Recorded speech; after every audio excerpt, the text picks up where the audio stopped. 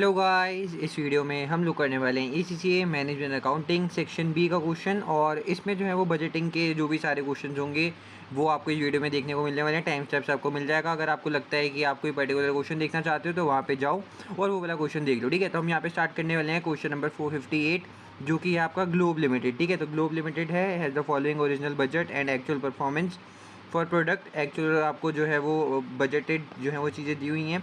आपको यहाँ पे देखो कि अगर ये टेबल को देखो तो ओरिजिनल बजट, फ्लेक्स बजट और एक्चुअल आपको पता होना चाहिए। फ्लेक्स बजट जो है वो हम किस बेसिस पे बनाते हैं, कि इसको आप ऐसे भी कहते हो ना, स्टैंडर्ड फॉर एक्चुअल, कि जितना स्टैंडर्ड लेके चल रहे थे, जो बजट में सोच रहे थे, उसके हिसाब से एक्चुअल में कितना जो है वो आया। ठीक है, तो आपको यहाँ पे दिख रहा होगा फ्लेक्स बजट में आपको कुछ भी नहीं दिया हुआ है।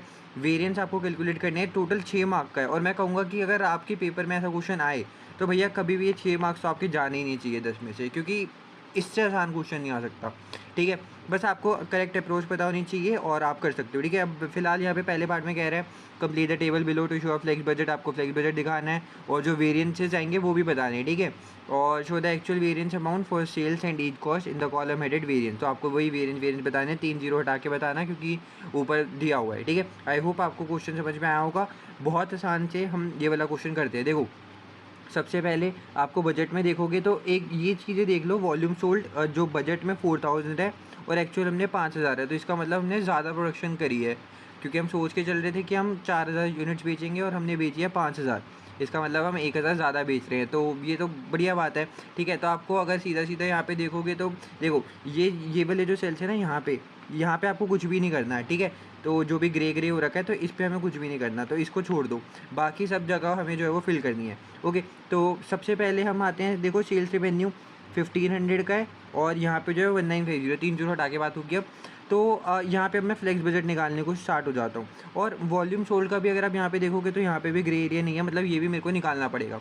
तो इसको अगर मैं देखूँगा तो फ्लेक्स बजट और एक्चुअल बजट में यही होता है कि हमने सोच के चला था हमने 4000 यूनिट्स जो है वो बेचने हैं वॉल्यूम, और एक्चुअल में 5000 बेच दिए, तो फ्लेक्स बजट में ये तो सीधा सीधा भैया 5000 ही आ जाएगा।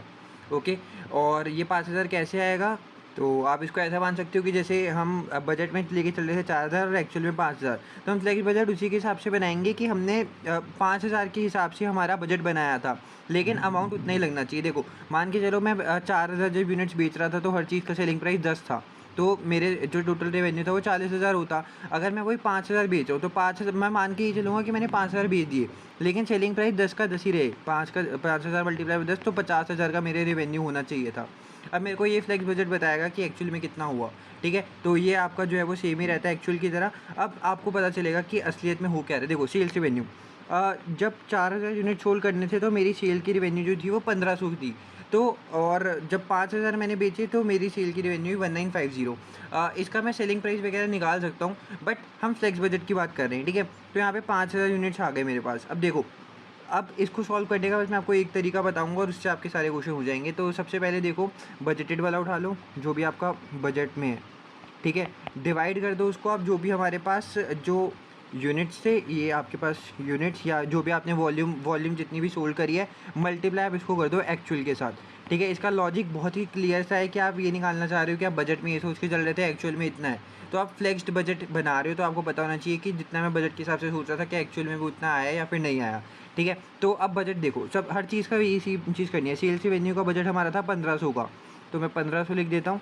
और यूनिट्स अगेन मेरे इसमें तो हर जगह सेम ही रहेंगे, 4000 बजट के हिसाब से बात कर रहा हूँ। ठीक है, तो फ्लेक्स बजट में निकाल रहा हूँ, फ्लेक्स बजट की बात है। तो यूनिट्स कितने हैं मेरे, 4000, और ये यूनिट्स में यहाँ पे लिख देता हूँ बजटेड यूनिट्स, और ये जो है वो हमारे पास एक्चुअल यूनिट्स होने चाहिए। ठीक है, और एक्चुअल यूनिट्स हमारे पास कितने हैं, 5000 के, तो मल्टीप्लाई करूँगा 5000 से, तो मेरे को भैया सेल्स रेवेन्यू का ये फ्लेक्स बजट पे अमाउंट पता चल जाएगा। कितना होगा यार, ये 1500 डिवाइडेड बाय 4000 मल्टीप्लाई बाय 5000, तो ये होता है 1875। तो यहाँ पे मैं लिख देता हूँ अमाउंट 1875, और वही 3 जीरो हटा के बात है 1875। ठीक है, और अगर आपको वेरिएंस निकालना है तो आपको पता है कि कैसे निकाल सकते हो आप। बजट आपका इतना है, एक्चुअल आपका इतना है, और आप लोगों को वेरिएंस में जो है वो कंपैरिजन करना है, और आपको ऊपर साफ साफ सा बोला हुआ है show the actual variance amount for sales and each cost in column headed variance. तो वेरिएंस में आपको वही एक्चुअल वाला जो है वो वेरिएंस आएगा वो बताना है। तो 1875 का जिस हिसाब से हम बजट लेके चल रहे थे तो हमारा रेवेन्यू होना चाहिए था 1875 का, लेकिन एक्चुअली में रेवेन्यू है 1950 का। तो देख रहे हो मतलब बजट से भी ज़्यादा अच्छा आपने परफॉर्म करा है। तो ये आपका 75 का वेरिएंस आ जाएगा। और अगर वैसे फेवरेबल और ये सब चीज़ें यहाँ पे शायद नहीं पूछी गई हैं, बट स्टिल आपका जो है वो क्या होगा, फेवरेबल। क्यों? क्योंकि आप सोच के चल रहे थे कि आप खाली 1875 का ही रेवेन्यू कमाओगे, लेकिन आपने कमा लिया 1950, जो कि बहुत अच्छी बात है। ठीक है, ज़्यादा रेवेन्यू कमाया तो वो आपके लिए फेवरेबल होने वाला है। इसके बाद वही सेम चीज़ मैं अब देखो सारी चीज़ें ऐसी करनी है। यहाँ पे हमने क्या किया था, बस बजट में, बजट जो भी आपके पास दिया हुआ है ना चीज़ों का, जैसे रेवेन्यू में दिया तो रेवेन्यू ले लिया। अब मान के चलो मैं आपको एक और करके दिखाता हूँ। यहाँ पे आपको डायरेक्ट मटेरियल दिया हुआ है, ठीक है, तो डायरेक्ट मटेरियल का 36 है, तो यहाँ पे आप 36 लो, बाकी सारी चीज़ें आपकी सेम रहेंगी। तो मेरे को पता चल जाएगा कि मेरे फ्लेक्स बजट में कितना आएगा। 36 डिवाइडेड बाय 4000 मल्टीप्लाई बाय 5000, तो ये होता है 45। लो ये मेरा आ गया 45। तो फ्लेक्स बजट में मेरा कितना होना चाहिए, 45। और एक्चुअल में भी देखो कितना आया, 45। तो फ्लेक्स्ड बजट भी सेम है और एक्चुअल भी सेम है, तो वेरिएंस मेरा यहाँ पे जीरो आएगा। वेरिएंस का मतलब ही क्या होता है कि दोनों के बीच में डिफरेंस कितना आ रहा है। अब यहाँ पे कोई डिफरेंस ही नहीं है तो क्या आप वेरिएंस लिखोगे, समझ रहे हो बात को? तो बस आपको इसी तरीके से सारे जो हैं वो वेरिएंसेस वगैरह और फ्लेक्स बजट के कैलकुलेट कर लेना है। ये आसान से 6 नंबर है। मैं आपको फटाफट से करके बताऊँ, लेबर, ओवरहेड और प्रॉफिट फ्रॉम ऑपरेशन सब करके देखते हैं। ओके, तो सिमिलरली जैसे मैंने वो सब चीज़ें निकाली थी, देखो डायरेक्ट लेबर, वेरिएबल ओवरहेड और प्रॉफिट फ्रॉम ऑपरेशन, सबका मैंने सब सेम चीज़ें करी हैं। देखो नीचे अपॉन में वही बजटेड यूनिट्स हैं, यहाँ पे एक्चुअल यूनिट्स है, बस अपॉन ये जो न्यूमरेटर है वो सब में चेंज किया है, और ये सारी मैंने फ्लेक्स बजट की वैल्यू निकालनी है। ठीक है, बस आपको ये सीधा सीधा वैल्यू डालनी है, 220, 115, 115, और यहाँ पे लास्ट में था 1495, 1495। बस वेरिएंस निकाल दो यार, दोनों के बीच में डिफरेंस, फ्लेक्स और एक्चुअल दोनों के बीच में जो डिफरेंस आएगा वो आएगा 220 और 182। 220 माइनस 182 ये होता है 38। आपको फेवरेबल एडवर्स नहीं बताना, तो इसमें कोई दिक्कत की बात नहीं लेनी चाहिए आपको। ठीक है, यहाँ पे आपको नहीं, एक सेकंड, यहाँ पे लिखा हुआ है कि एडवर्स वेरिएंस जो है वो must be denoted with a minus sign. तो जो एडवर्स आएगा वो आपको माइनस साइन से भी दिखाना है। ठीक है, तो अगर हम डायरेक्ट लेबर की बात कर लें, क्योंकि मटेरियल तक तो सेम चल रहा था, यहाँ पे तो जीरो है तो कोई एडवर्स फेवरेबल होगा नहीं। लेबर की बात करें तो देखो फ्लेक्स बजट में हमारे हिसाब से था कि 220,000 जो है वो लग जाएंगे, लेकिन हमने एक्चुअली में कितना लेबर को दिया, 182,000 ही। तो इसका मतलब हम लोगों को फ़ायदा है ना, हम सोच रहे थे कि लेबर को ज़्यादा पेमेंट करनी पड़ेगी, लेकिन हमने पेमेंट जो है वो कम करी। तो अगर कम पेमेंट करोगे तो इसका मतलब ये आपके लिए अच्छी बात है। तो ये भी फेवरेबल वेरिएंस ही होगा, तो इसमें भी कोई माइनस की साइन लगाने की ज़रूरत नहीं है। वेरिएबल ओवरहेड्स की बात करें तो ये आप काइंड ऑफ कह सकते हो कि ये भी वही खर्चे से रिलेटेड, आप सोचते थे कि आपको 115 जो है वो देना पड़ जाएगा। तो यहाँ पे भी देखोगे तो वही खर्चा आप ज़्यादा एक्सपेक्ट करके चल रहे थे कि 115 लग जाना चाहिए, और लगा आपका 90, तो वही कम खर्चा हो रहा है। इसका मतलब ये भी अगेन आपके लिए वेरिएंस जो है वो फेवरेबल ही आने वाला है। कितना फेवरेबल आएगा, सीधा 25 का ही दिख रहा है, ये भी फेवरेबल है। क्यों? क्योंकि आप जो खर्चा है वो ज़्यादा एक्सपेक्ट करके चल रहे थे, फिर लगा कम। ठीक है, लास्ट में प्रॉफिट देखो, प्रॉफिट आप सोच के चल रहे थे 1495 का ही आएगा, लेकिन आया 1633। इसका मतलब क्या हुआ, ज़्यादा प्रॉफिट आ गया, और प्रॉफिट तो आपके लिए अच्छी बात होती है, और ज़्यादा आया तो इसका मतलब ये भी क्या होगा, फेवरेबल। और कितना ज़्यादा आया देख लेते हैं उसको, 1633 माइनस 1495। देख रहे हो यहाँ पे कुछ मैंने से प्लस माइनस वाली बात नहीं करी है कि क्या किस में से किसको माइनस करना है। प्योर लॉजिक लगा के मैंने बात करी है कि क्या फेवरेबल होगा और क्या एडवर्स होगा। ठीक है, उसके बाद वरना आप जो प्लस माइनस करके देखते हो तो अब भी आपको फेवरेबल एडवर्स पता चल जाएगा। इसके बाद ग्लोब लिमिटेड ने कैलकुलेट करी है फॉलोइंग वेरिएंसेस, ये ऊपर से इसका कोई लेना देना नहीं है। ठीक है, आपको बताना क्या है कि tick the one that would have the least impact, सबसे कम इम्पैक्ट होगा in increasing the profit from operation. तो प्रॉफिट फ्रॉम ऑपरेशन बढ़ाने में सबसे कम इम्पैक्ट किसका होगा। देखो सारी जो वेरिएंस है वो मेरे को फेवरेबल दिख रहे हैं, इसका मतलब क्या है कि प्रॉफिट तो मेरा सबसे बढ़ेगा, लेकिन सबसे कम प्रॉफिट किससे बढ़ेगा। देखो सबसे ज़्यादा वैल्यू है 150, तो सबसे ज़्यादा प्रॉफिट इससे बढ़ेगा, फिर उसके बाद 76 से बढ़ेगा, और लास्ट पे 50 से बढ़ेगा। तो इसका मतलब सबसे कम इम्पैक्ट जो है वो किसका है, डायरेक्ट मटेरियल का, क्योंकि सबसे कम फेवरेबल यही है। तो जो सबसे ज़्यादा फेवरेबल होगा तो वो सबसे ज़्यादा प्रॉफिट बढ़ाएगा, जो सबसे कम फेवरेबल होगा वो सबसे कम प्रॉफिट बढ़ाएगा। तो हमको ये बताना है सबसे कम कौन सा बढ़ाएगा, तो ये डायरेक्ट मटेरियल का होगा, और आसानी से आपके 2 नंबर भी यहाँ पे मिल गए। इसके बाद आगे चलते हैं, हमारा लास्ट पार्ट है इस क्वेश्चन का, which of the following might cause a favourable variance for sales revenue. तो सेल्स रेवेन्यू के लिए हमारे पास फेवरेबल वेरिएंस कहाँ से आ जाएगा। तो सबसे पहला पार्ट ऑप्शन कह रहा है an increase in unit produce. तो जो आप यूनिट बना रहे हो उसको अगर ज़्यादा बना दोगे तो क्या आपका फेवरेबल वेरिएंस आ जाने वाला है, या फिर बल्क डिस्काउंट कर दोगे तब आपका जो है वो सेल्स रेवेन्यू एकदम फेवरेबल वेरिएंस देगा, या फिर increase competition from other company. तो अगर कॉम्पिटिशन बढ़ जाता है तो आपका फेवरेबल वेरिएंस आएगा, या फिर इंक्रीज इन सेलिंग प्राइस। तो इसको जो है वो हम एक थोड़ा हाइपोथेटिकल एग्जांपल लेके सॉल्व करेंगे तो काफ़ी अच्छे तरीके से समझ में आएगा।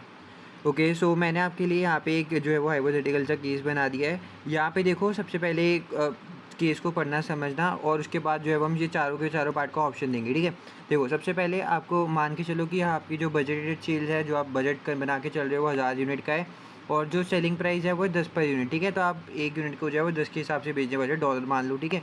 इसके बाद पहला ऑप्शन क्या कह रहा था कि आप अपने जो यूनिट्स प्रोड्यूस्ड हैं उसमें इंक्रीज़ कर दोगे। देखो, आप जो सेल करते हो और जो प्रोड्यूस करते हो उन दोनों में कोई आपस में रिश्ता नहीं हो, ठीक है। आप प्रोड्यूस जितने मर्जी करते जाओ, लेकिन लास्ट में देखा क्या जाता है कि आपने सेल कितने करे हैं। जितना सेल करोगे उसके हिसाब से आपका रेवेन्यू आएगा, प्रोड्यूस करने से आपका रेवेन्यू नहीं आता, ठीक है। तो यहाँ पे अगर आप देखो, मान के चलो आपने प्रोड्यूस कर दिया 1200 यूनिट, लेकिन स्टिल आपको जो एक्चुअली में सोल्ड करा वो तो उसमें तो कोई चेंज नहीं आया ना। तो जितना बजटेड में 1000 से सोच रहे थे उतने एक्चुअली में दोगे। तो 1000 इंटू वही 1 यूनिट की जो है वो 10 पर यूनिट था, तो मल्टीप्लाई 10, तो आपका रेवेन्यू कितना होगा 10,000। और बजटेड रेवेन्यू भी तो देखो कितना था हमारा 10,000। तो इसका मतलब पहले वाले ऑप्शन की वजह से तो हमारा कोई चेंज ही नहीं आया, कोई वेरिएंस ही नहीं आया। और हमको कहा था फेवरेबल वेरिएंस बताना है, तो इसमें तो कोई चेंज ही नहीं आया, तो पहला ऑप्शन नहीं होगा। उसके बाद दूसरा, ऑफरिंग अ बल्क डिस्काउंट। अगर आप बल्क डिस्काउंट का मतलब होता है ज़्यादा क्वांटिटी में लो तो आपको थोड़ा डिस्काउंट मिल जाएगा। तो मान के चलो आपने ज़्यादा क्वांटिटी में ले लिया, लेकिन आपको पता है कि जब डिस्काउंट दे रहे हो तो अब आपकी सेलिंग प्राइस कम हो जाएगी। तो मान के चलो पहले 10 थी तो अब 9 हो गई। तो अब नया रेवेन्यू कितना होगा? यूनिट्स तो वही 1000 ही बेचोगे जितनी बजट करके चल रहे थे, क्योंकि यूनिट में हमारा कोई चेंज नहीं आया, वॉल्यूम में कोई चेंज नहीं आया। किस में आया? प्राइस में। तो प्राइस कम हो गया। अब प्राइस कम हुआ तो टोटल रेवेन्यू देखो 9000 का बन गया, जबकि बजट हमारा था 10,000 का। तो ये तो मतलब उल्टा हो गया, एडवर्स हो गया, क्योंकि हम सोच के चल रहे थे कि रेवेन्यू 10,000 होना चाहिए, लेकिन हुआ खाली 9,000। तो ये तो एडवर्स वेरिएंस है, लेकिन हमें बताना क्या है जी? Favourable variance. तो ये ऑप्शन भी नहीं होगा। तो इसके बाद कह रहा है increase competition from other companies. आपको पता है कि जब भी कंपटीशन जो है वो बढ़ जाता है तो आपकी जो सेल्स है वो कम हो जाती है। क्यों? क्योंकि आपको पता है कि जितना ज़्यादा कंपटीशन होगा तो बाकी लोग कॉम्पिटिटर्स के पास भी जाएंगे, तो आपसे सामान थोड़ा कम ख़रीदा जाएगा, तो इसलिए आपकी सेल जो है वो कम हो जाती है। तो सेल अगर कम हो गई, मान के चलो पहले 1000 से बजट करके चल रहे थे, कंपटीशन बढ़ गया तो 800 की बची है। तो 800 और वही 10 पर यूनिट के हिसाब से आप दे रहे थे, तो 8000 का आप टोटल रेवेन्यू कमा रहे हो। ये भी उल्टा सीन बैठ गया, आप बजट तो 10,000 के रेवेन्यू का लगा रहे थे, लेकिन आया खाली कितना? 8000। तो ये भी जो है वो एडवर्स वेरिएंस में रिजल्ट करेगा। तो आपका ऑप्शन नंबर ये सी भी नहीं होगा, लास्ट डी बचा, तो यही सही होने वाला है। अब देखो इसमें क्या कह रहे हैं, an increase in selling price. अगर आप सेलिंग प्राइस को बढ़ा देते हो तो ये इससे आपका फेवरेबल वेरिएंस आएगा। क्यों? क्योंकि देखो, आप मान के चलो यूनिट्स अगर आप सेलिंग प्राइस बढ़ा रहे हो तो मान के चलो आपके जो यूनिट्स हैं वो तो इतने ही रहने वाले हैं, और आपका जो सेलिंग प्राइस है वो बढ़ जाएगा। तो देखो 1000 यूनिट्स तो वही सेम सेम रहे, और यहाँ पे जो आपकी सेलिंग प्राइस है वो बढ़ गया। तो ये कितना हो गया? 12,000 का रेवेन्यू, और आप सोच के कितना चल रहे थे? 10,000 का। तो ये है आपके लिए फेवरेबल बात। क्यों? क्योंकि आप बजट जो है वो कम लगा के चल रहे थे, लेकिन रेवेन्यू जो है वो ज़्यादा हो गया। तो ये आपके लिए फेवरेबल कंडीशन लाएगा, और डी ऑप्शन आपका सही हो जाएगा। आई होप आपको ये वाला क्वेश्चन काफ़ी अच्छी तरीके से क्लियर होगा और समझ आया होगा। इसके बाद हम चलते हैं नेक्स्ट वाले पार्ट पे, नेक्स्ट वाले क्वेश्चन पे। ओके, सो नेक्स्ट क्वेश्चन है डैप्स कंपनी का। इसमें जो है वो Daps company make spades and forks following budgeted information available है। फॉक का प्रोडक्शन और स्पेड का प्रोडक्शन मंथ 1 और मंथ 2 दोनों महीने के लिए आपको दिया होगा कि फॉक का कितना प्रोडक्शन हो रहा है, जो स्पेड है उसका चम्मच कांटे ये सब चीज़ें। और जो बताया हुआ है कि ईच फॉक जो है वो 1.5 किलो स्टील यूज़ करता है, और ईच स्पेड जो है वो 2 किलोग्राम स्टील यूज़ करता है। कोई भी फिनिश गुड इन्वेंट्री में अभी तक नहीं पड़ा हुआ है, लेकिन डैप का जो रॉ मटेरियल इन्वेंट्री पॉलिसी है is to hold enough material to cover half of the next month production requirement. Basically इसमें क्या कह रहे हैं कि आपके पास कोई फिनिश गुड नहीं है, कोई ऐसे बना बनाई चीज़ नहीं पड़ी हुई है। हाँ, रॉ मटेरियल की इन्वेंट्री ऐसी पॉलिसी है कि आप अगले महीने की जो आधी प्रोडक्शन है, मान लो अगले महीने आपको 1000 यूनिट चाहिए, तो आप इस महीने 500 तो रखते ही हो, यानी कि आधा तो उसका रखते ही हो। ठीक है, ये आपका छोटा मोटा सा क्वेश्चन था। इसके बाद जो है वो पढ़ते हैं रिक्वायरमेंट में कि क्या कह रहा है। सबसे पहला तो कह रहा है भैया calculate the figure that should be enter into.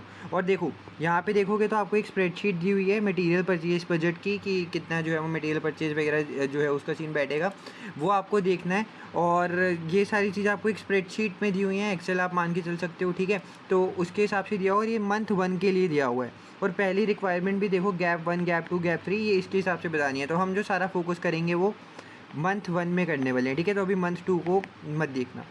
अब आपको पता होना चाहिए कि स्प्रेडशीट कैसे यूज़ करते हैं। इसमें आपको जो मैनेजमेंट अकाउंटिंग है इसमें पढ़ाते भी हैं कि भैया स्प्रेडशीट कैसे यूज़ करें।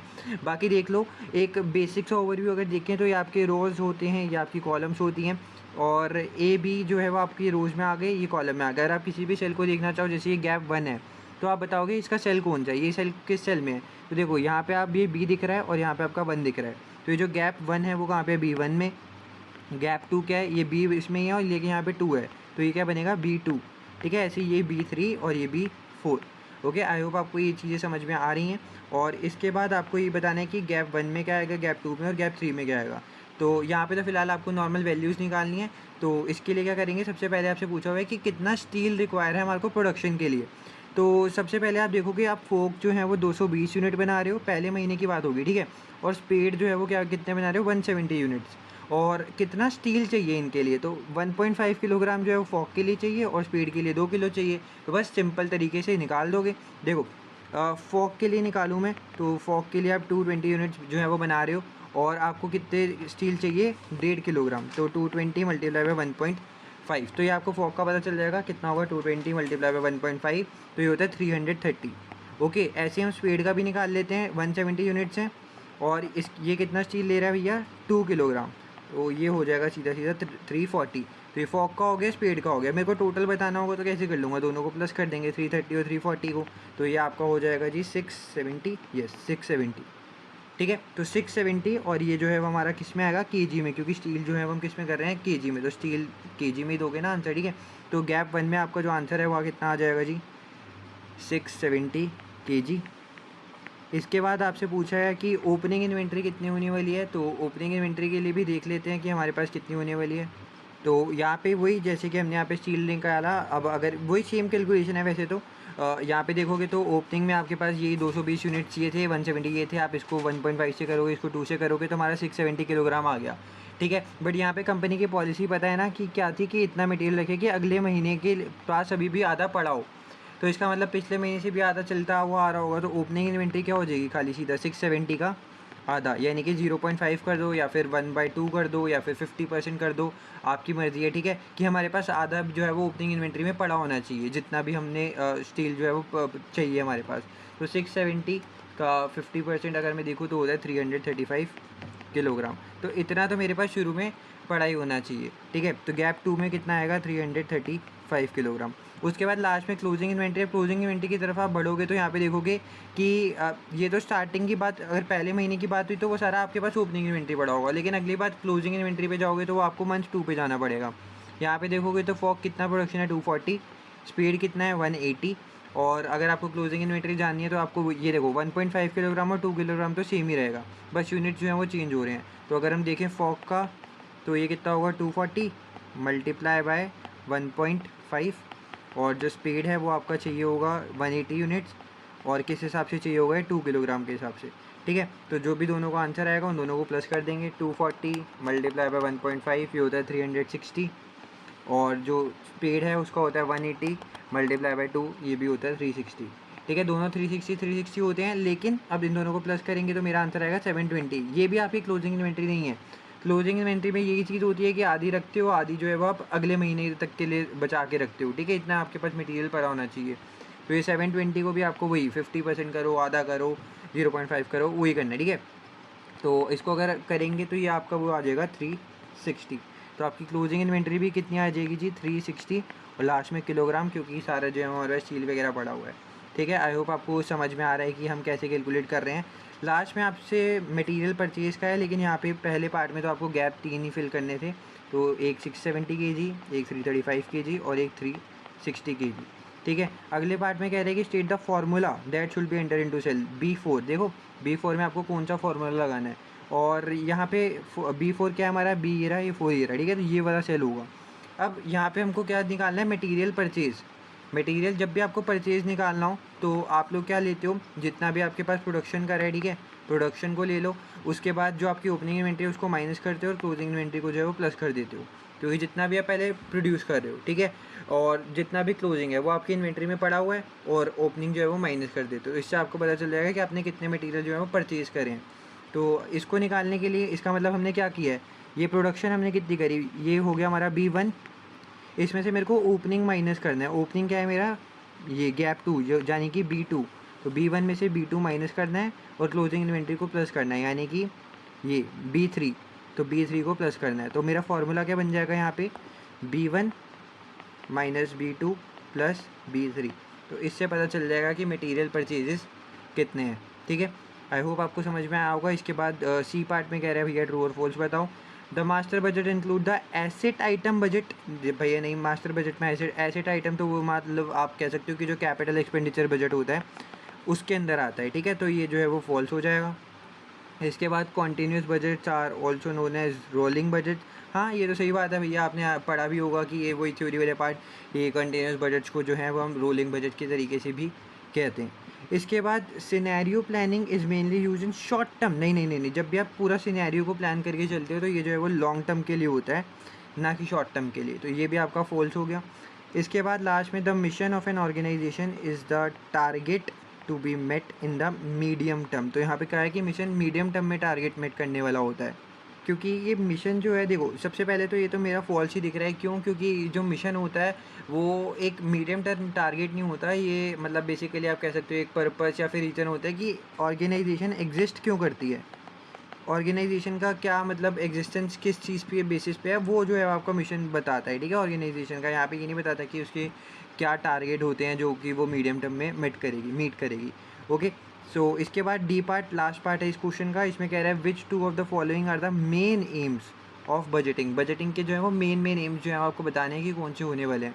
तो सबसे पहला कंट्रोलिंग कॉस्ट। यस, बजट में हम ये तो सोच के चलते हुए हो यार कि हमारी जो कॉस्ट है वो जितनी ज़्यादा से ज़्यादा कंट्रोल में रह सके उतनी रहे, ये तो बढ़िया बात होती है। तो ये सबसे मेन एम होता है। Yes, identifying objective. नहीं, बजट में हम कभी भी ये नहीं देखते कि ऑब्जेक्टिव्स को आइडेंटिफाई किया जाए, ये सब जो है वो स्ट्रेटेजिक प्लानिंग वगैरह होती है, ये बजटिंग के अंदर चीज़ नहीं आती। सी पार्ट में देखें तो कह रहा है इवैल्यूएटिंग मैनेजर्स परफॉर्मेंस। यस, हमें ये भी तो देखना पड़ता है कि मैनेजर किस हिसाब से बजट के टारगेट्स को मीट कर रहे हैं। नहीं, हमने बजट बनाया कि यार इस बार ही हमको 1000 यूनिट्स बेचने हैं, लेकिन वो बेच खाली 900 ही पाया, तो इसका मतलब मैनेजर जो है वो अच्छे तरीके से काम नहीं कर पा रहा है, बजट पे नहीं उभर पा रहा है। तो हम इसलिए मैनेजर की परफॉर्मेंस को भी वैल्यूएट करने के लिए ये सब चीज़ें देखते हैं। तो सी भी सही होगा। डी में इंट्रोड्यूसिंग बजटरी बायस, यानी कि बजटरी स्लैक भी आप इसको कह सकते हो। तो ये काइंड ऑफ आप कह सकते हो कि एक बजट के अंदर प्रॉब्लम आ जाती है, बजटरी स्लैक वगैरह। तो ये एक एम नहीं होता, ठीक है, प्रॉब्लम होती है बजट की, तो ये भी गलत हो जाएगा। तो आपका ए और सी ऑप्शन जो है वो इसमें सही होगा। और इसी के साथ आपका ये वाला क्वेश्चन भी होता है ख़त्म। चलते हैं नेक्स्ट वाले क्वेश्चन पे। ओके, सो इसके बाद question number 460, mister Grop started trading in 20x3, selling one product, एक प्रोडक्ट बेचना स्टार्ट किया है, ट्रेडिंग करिए 20x3 में स्टार्ट। और आपको जो बजटेड इन्फॉर्मेशन दी है वो 20x4 की दी हुई है। ठीक है, जनवरी, फरवरी और मार्च की दी हुई है। क्रेडिट सेल्स की है आपने जो भी। सबसे पहले अगर आप एक चलो कि इसी पढ़ लेते हैं। Receivables have recently been settling their debts 50% in the month following sale. तो जिस महीने सेल करते हो उसके अगले महीने जो है वो 50% मिल जाते हैं।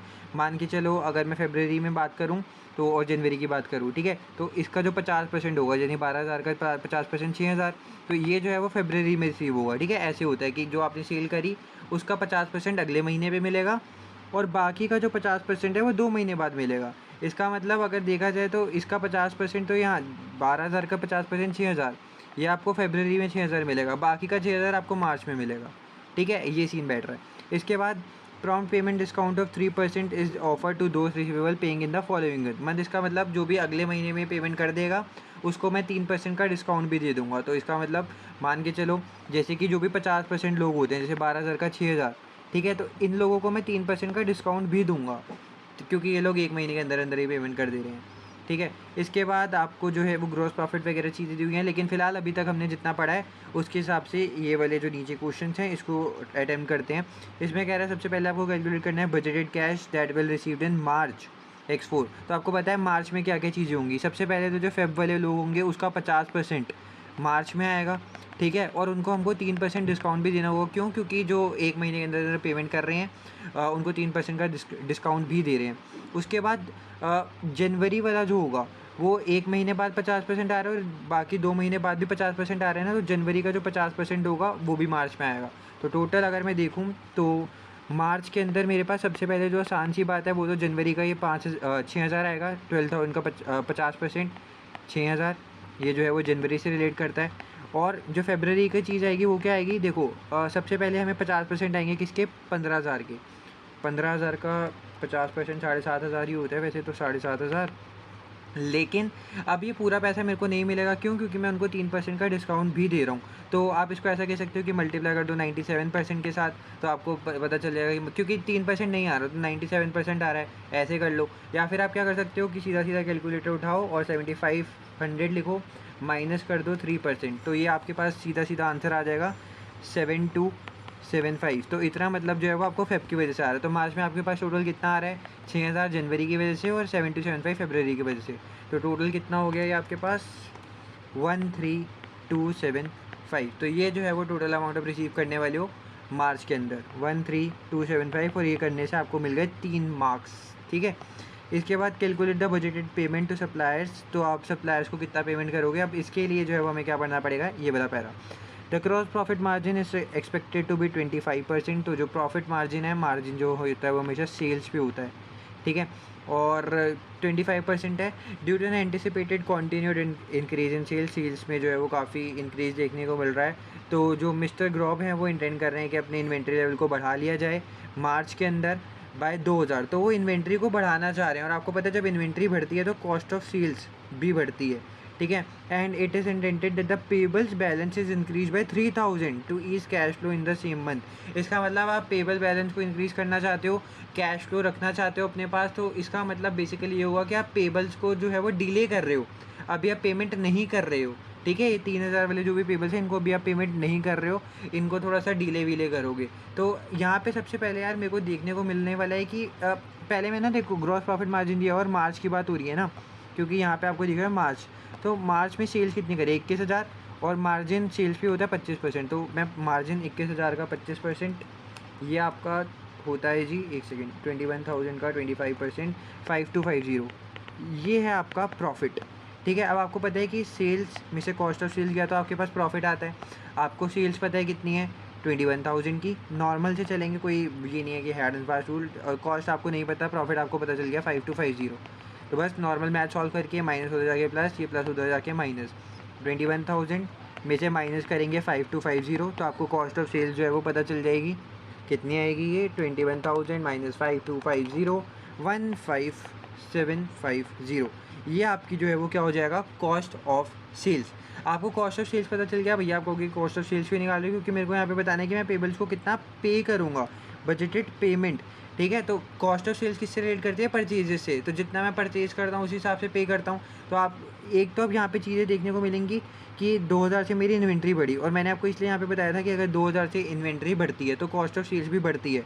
तो ये 15750 है, इसमें मैं 2000 से इन्वेंट्री भी बढ़ा देता हूँ, तो अब कितना हो गया 17750। अब मैं इस 17750 के अंदर में से जो 3000 के पेबल्स हैं उसको अभी पेमेंट नहीं कर रहा। मेरे को यहाँ पे लिखा हुआ है कि देख रहे हो, the payable balance is increase by 3000 two is cash flow in the same month. तो मेरे को कैश फ्लो बढ़ाना है, इसका मतलब मैं अभी पेमेंट नहीं कर रहा, मैं चाहता हूँ मेरे पे कैश पड़ा रहे। तो मैं इसमें से 3000 को जो है वो हटा दूंगा, क्योंकि मैं अभी 3000 को पेमेंट नहीं कर रहा। तो मैं एक्चुअली मैं पेमेंट कितनी कर रहा हूँ, 17,750 माइनस 3000, तो होता है 14750। तो मैं यहाँ पे आके सीधा लिख देता हूँ 14750। इतनी जो है वो बजटेड पेमेंट है सप्लायर्स को मार्च के अंदर। इसके भी आपको मिल गए 3 नंबर। थोड़ा सोच समझ के करना था, बट अचीवेबल था, वेरी मच अचीवेबल था। ठीक है, इसके बाद आपको चेन बेस इंडेक्स निकालना है फॉर सेल्स इन फेबररी और मार्च। देखो बहुत आसान से क्वेश्चन, ये 2 नंबर तो मतलब मान के चलो ऐसे लड्डू की तरह आपको मिल रहे हैं। फेबररी और मार्च की चेन बेस इंडेक्स निकालना है सेल्स के लिए। तो आप क्या करोगे, करंट सेल्स ले लोगे और प्रीवियस मंथ के सेल ले लोगे, दोनों का परसेंटेज काइंड ऑफ निकालोगे और आपके पास चेन बेस इंडेक्स मिल जाएगा। तो अगर मैं फेब की बात करूँ तो देखो, फेब में फेबररी के हिसाब से करंट सेल कितनी होगी 15,000, उसके प्रीवियस मंथ की सेल कितनी है 12,000, तो 15,000 अपॉन 12,000 मल्टीप्लाई बाय 100, बस ये हो गया आपका chain base index. Multiply by 100 ये होता है 125। तो फेब का हो गया 125, लगे हाथ तो आप और मार्च का भी निकाल लेते हैं। ये मार्च के हिसाब से करंट मंथ कौन सा होगा 21,000, और उसके पिछले लेवल का कौन सा होगा 15,000। तो 21,000 डिवाइडेड बाई 15,000 मल्टीप्लाई बाय 100, तो ये होगा आपका 21 डिवाइडेड बाई 15 मल्टीप्लाई बाय 100, तो ये होता है 140। तो इसका इंडेक्स कितना आ जाएगा 140। ये तो भैया इसमें कुछ नहीं चलेगा, ये तो बहुत आसान था क्वेश्चन था। ठीक है, और ये करते करते आपने 8 नंबर सॉल्व भी कर लिए। ठीक है, तो इसमें कुछ ज़्यादा कोई हार्ड एंड फास्ट रूल नहीं था, बस हाँ ये पेमेंट वाले में थोड़ा दिक्कत आ सकता था। इसके बाद लास्ट पार्ट है, अगेन थ्योरी का क्वेश्चन है। Following incomplete statement has been made, आपको पूरी करनी है। The product life cycle has dash stages, 4 या फिर 5, 5 स्टेजेस होती हैं यार, आप लोगों को पता होगा कि जो प्रोडक्ट की लाइफ साइकिल है उसके अंदर 5 स्टेजेस होती हैं। जब आपको पता होगा कि डेवलपमेंट स्टेज से हम लोग स्टार्ट करते हैं, आपको पहले डेवलपमेंट होती है, उसके बाद आप इंट्रोडक्शन करते हो प्रोडक्ट का, फिर ग्रोथ होती है, फिर मैच्योरिटी पे आ जाती है, और लास्ट स्टेज में क्या होता है कि आपका जो प्रोडक्ट है वो डिक्लाइन स्टेज पे आ जाता है। तो ये टोटल 5 स्टेजेस होती हैं एक प्रोडक्ट की लाइफ साइकिल के अंदर। Mister Grop business is in the dash phase of the product life cycle. तो आपको क्या लगता है कि जो हमारा ये जो मिस्टर ग्रॉप का बिज़नेस था वो कौन सी फेज़ में है? क्या अभी अभी वो इंट्रोड्यूस वो कर रहे हैं या फिर ग्रोथ कर रहे हैं? तो आप देखोगे कि यहाँ पे आपको बताया हुआ था कि मिस्टर ग्रॉप ने 2003 में स्टार्टिंग करी है और ये हम 2004 की बात कर रहे हैं। और अगर आप यहाँ पे देखोगे तो लगातार इनकी हर महीने भैया सेल्स बढ़ती जा रही है। पहले 12,000 जनवरी में, फिर 15,000, और फिर तो मार्च में 21,000 हो गई। तो हर महीने आपको ग्रोथ भी देखने को मिल रही है। ये 2003 की बात होती है तो मैं कहता इंट्रोडक्शन है, लेकिन अब तो है भैया ये ग्रोथ की स्टेज पे आ गई, क्योंकि हर महीने देखो इनकी सेल्स बढ़ते ही जा रही है। तो मिस्टर ग्रॉप कौन सी स्टेज पे हुए? ग्रोथ स्टेज पे। तो यहाँ पे बस यहाँ पे आप कर दोगे कि ये कौन सा है? ग्रोथ स्टेज पे। तो 5 स्टेजेस होती हैं और ये मिस्टर ग्रॉप कौन सी स्टेज पे है? ग्रोथ स्टेज पे। और इसी के साथ आपका ये वाला भी क्वेश्चन होता है ख़त्म। इसके बाद चलते हैं नेक्स्ट क्वेश्चन पे। ओके, सो अब करते हैं क्वेश्चन नंबर 461। इसमें कह रहा है एक company manufactures a single product and has the following flexible production cost budget for a period. ठीक है, कॉस्ट बजट आपको दिया हुआ है, यहाँ पे एक प्रोडक्शन क्वांटिटी दी हुई है, direct material A B, direct material C D, labour, overhead, ये सब आपको दिया हुआ है। Flexible production cost budget, budget include following assumptions. Material A B जो है वो 0.2 kilogram each unit of the product require. A B का 0.2 किलोग्राम, सी डी का जो है 0.4 किलोग्राम चाहिए होगा हर यूनिट को, और जो डायरेक्ट लेबर है वो 0.2 आवर्स चाहिए होंगे। ठीक है, कोई बात नहीं। इसके बाद सेकंड पार्ट कह रहे हैं कि the supplier of material C D, जो मटेरियल सी डी का सप्लायर है वो 10% का डिस्काउंट देते हैं on the excess of purchase of over 6,000 kilogram per period. तो आप 6,000 उससे ऊपर जितना भी खरीदोगे 6,000 किलोग्राम से, तो उसके ऊपर आपको 10% का डिस्काउंट मिलेगा। तो 6,000 किलोग्राम तक लिया तो उस पर कोई भी डिस्काउंट नहीं है, ठीक है, लेकिन उसके ऊपर जितना भी लोगे उस पर आपको जो है वो 10% का डिस्काउंट मिल जाएगा, ठीक है। और नीचे आगे देखते हैं, during the period the company manufactured 17,000 unit. तो ड्यूरिंग ईयर 17,000 यूनिट जो है वो मैन्युफैक्चर करे हैं।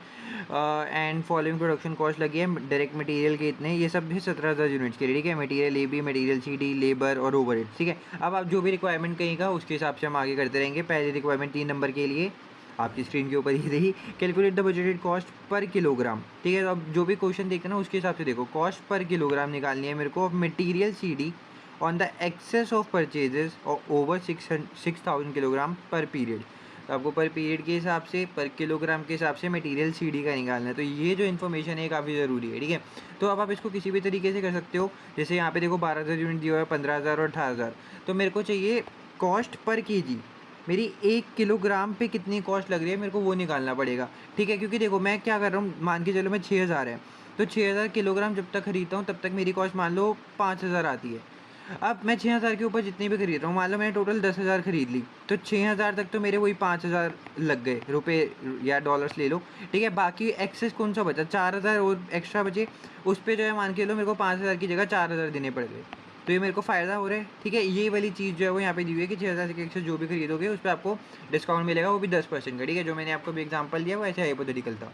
अब इसको सॉल्व करने के लिए मेरे को चाहिए होगा कॉस्ट पर किलोग्राम, तो मेरे को वो निकालना पड़ेगा। सबसे पहले आप यहाँ पे देखोगे तो मैं कोई भी इसमें से निकाल लेता हूँ, जैसे कि 12,000 यूनिट्स ले लिया, ठीक है। तो 12,000 की यूनिट्स हैं और आपको पता है हम मटेरियल सीडी की बात कर रहे हैं। तो 12,000 यूनिट्स हैं और उस पर कितना किलोग्राम चाहिए होगा, 0.4 किलोग्राम। तो मैं किलोग्राम के हिसाब से निकाल दूँ तो 12,000 मल्टीप्लाई बाई 0.4, तो ये कितना हो जाएगा, 0.4 ये होता है 4,800, ठीक है। तो ये आपके पास किलोग्राम में आ गया 4,800 किलोग्राम। ओके, अब आपको ये बताया कि 6,000 यूनिट्स से अगर आप ऊपर खरीदोगे, बेसिकली 6,000 किलोग्राम था ना, 6,000 किलोग्राम से अगर आप ऊपर खरीदोगे तो आप लोगों को जो है वो मिलने वाला डिस्काउंट 10% का। अब यहाँ पे अगर आप लोग देखोगे तो साफ सीधी सी बात दिख रही है कि हमारे पास जो 12,000 का अगर 0.4 से करें तो 4,800 किलोग्राम बन रहा है। और अगर इसकी कॉस्ट यहाँ पे देखें तो ये देखो डायरेक्ट मटेरियल सीडी की इसकी कॉस्ट आ रही है 17,760। तो इतना किलोग्राम था और ये 4,800 किलोग्राम था और हमारी कॉस्ट जो थी वो 17,760 थी।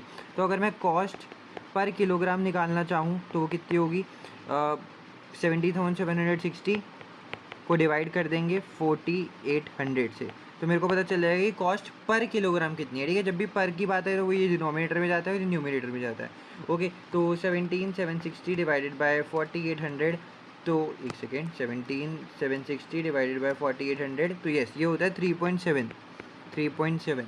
तो ये आपको पता चल गया कि आपको 1 किलोग्राम में कितने जो है वो कॉस्ट आ रही है, $3.7 की। और अब आप लोगों को पता है कि आप जो है वो डिस्काउंट दे रहे हो 10% का, ठीक है। तो अगर आप आपको 1 किलोग्राम का पता चल गया, ठीक है। तो अब आप देख सकते हो कि 10 किलो जो 10% का डिस्काउंट है उसके बाद कितनी कॉस्ट होगी। 3.7 का 10% निकाल लो, कितना होता है 0.37। तो आपकी अगर डिस्काउंट देने के बाद कॉस्ट देखी जाए, क्योंकि आपसे क्वेश्चन में ये पूछ रहा है कि calculate the budgeted cost per kilogram of material on the excess of purchases over 6,000 kilogram per period, और 2 डेसिमल प्लेसेस तक निकालनी है। तो वही 1 किलोग्राम पे आपको 3.7 का लग रहा है। और अगर आप 6,000 से ऊपर बेचते हो, क्योंकि आपसे 6,000 के ऊपर का ही बोला गया, क्योंकि एक्सेस की बात करी गई है, ठीक है। तो 6,000 से ऊपर बेचोगे तो आपको 10% का डिस्काउंट भी देना पड़ेगा। तो 10% का डिस्काउंट देने के बाद, जैसे अगर 3.7 टोटल है, 0.37 का आपको जो है वो डिस्काउंट देना पड़ेगा। तो आपके पास टोटल कितना बच गया, 3.33। तो आप इसके हिसाब से जो है वो क्या करोगे, अपनी जो भी जो डिस्काउंट है उसके बाद जो है वो आप इतनी कॉस्ट के हिसाब से बेचने वाले हो, ठीक है। आई होप आपको चीज़ समझ में आ रही है कि यहाँ पे हो क्या रहा है। तो इसी तरीके से जो है बस आपका आंसर निकल गया कि हर किलोग्राम पे कितनी कॉस्ट आ रही है, $3.33, ओके, 3.33। ये क्वेश्चन में कोई दिक्कत की बात नहीं है, बस आपको समझने वाली बात है कि आप करना क्या चाहते हो, ठीक है। जो आप करना चाहते हो आप वैसे तरीके से ही कर सकते हो। यहाँ पे मैंने जैसे 12,000 के हिसाब से पर यूनिट निकाल के, जैसे देखो 12,000 को मैंने 0.4 से किया, तो वो सब आया। आप कोई और नंबर भी ले सकते थे, मान के चलो मैं 15,000 लेके चलता हूँ। अब मैं आपको इससे भी करके दिखा देता हूँ कि मेरा जो, क्योंकि cost per unit, cost per KG, ये सब चीज़ें तो आगे जाके सेम ही आएंगी। आप करना चाहो तो देख सकते हो, देखो 15,000 यूनिट्स और हमें मटेरियल जीडी की बात करनी है, तो 0.4 ही है, ठीक है। तो मैं आपको यहीं पे करके बता देता हूँ, 15,000 इंटू 0.4, 15,000 इंटू 0.4, ये होता है 6,000। तो ये आपका जो है वो उसमें आ गया। अब आपको कॉस्ट पर केजी निकालनी है, तो यहाँ पे आप देखो डायरेक्ट मटेरियल कितना लग रहा है, 22,200। तो अगर मैं कॉस्ट पर केजी निकालने की बात करूँ तो कितना आएगा, 22,200, इसको डिवाइड कर देंगे 6,000 से। तो ये देखोगे तो कितना आ गया, 22,200 डिवाइडेड बाय 6,000।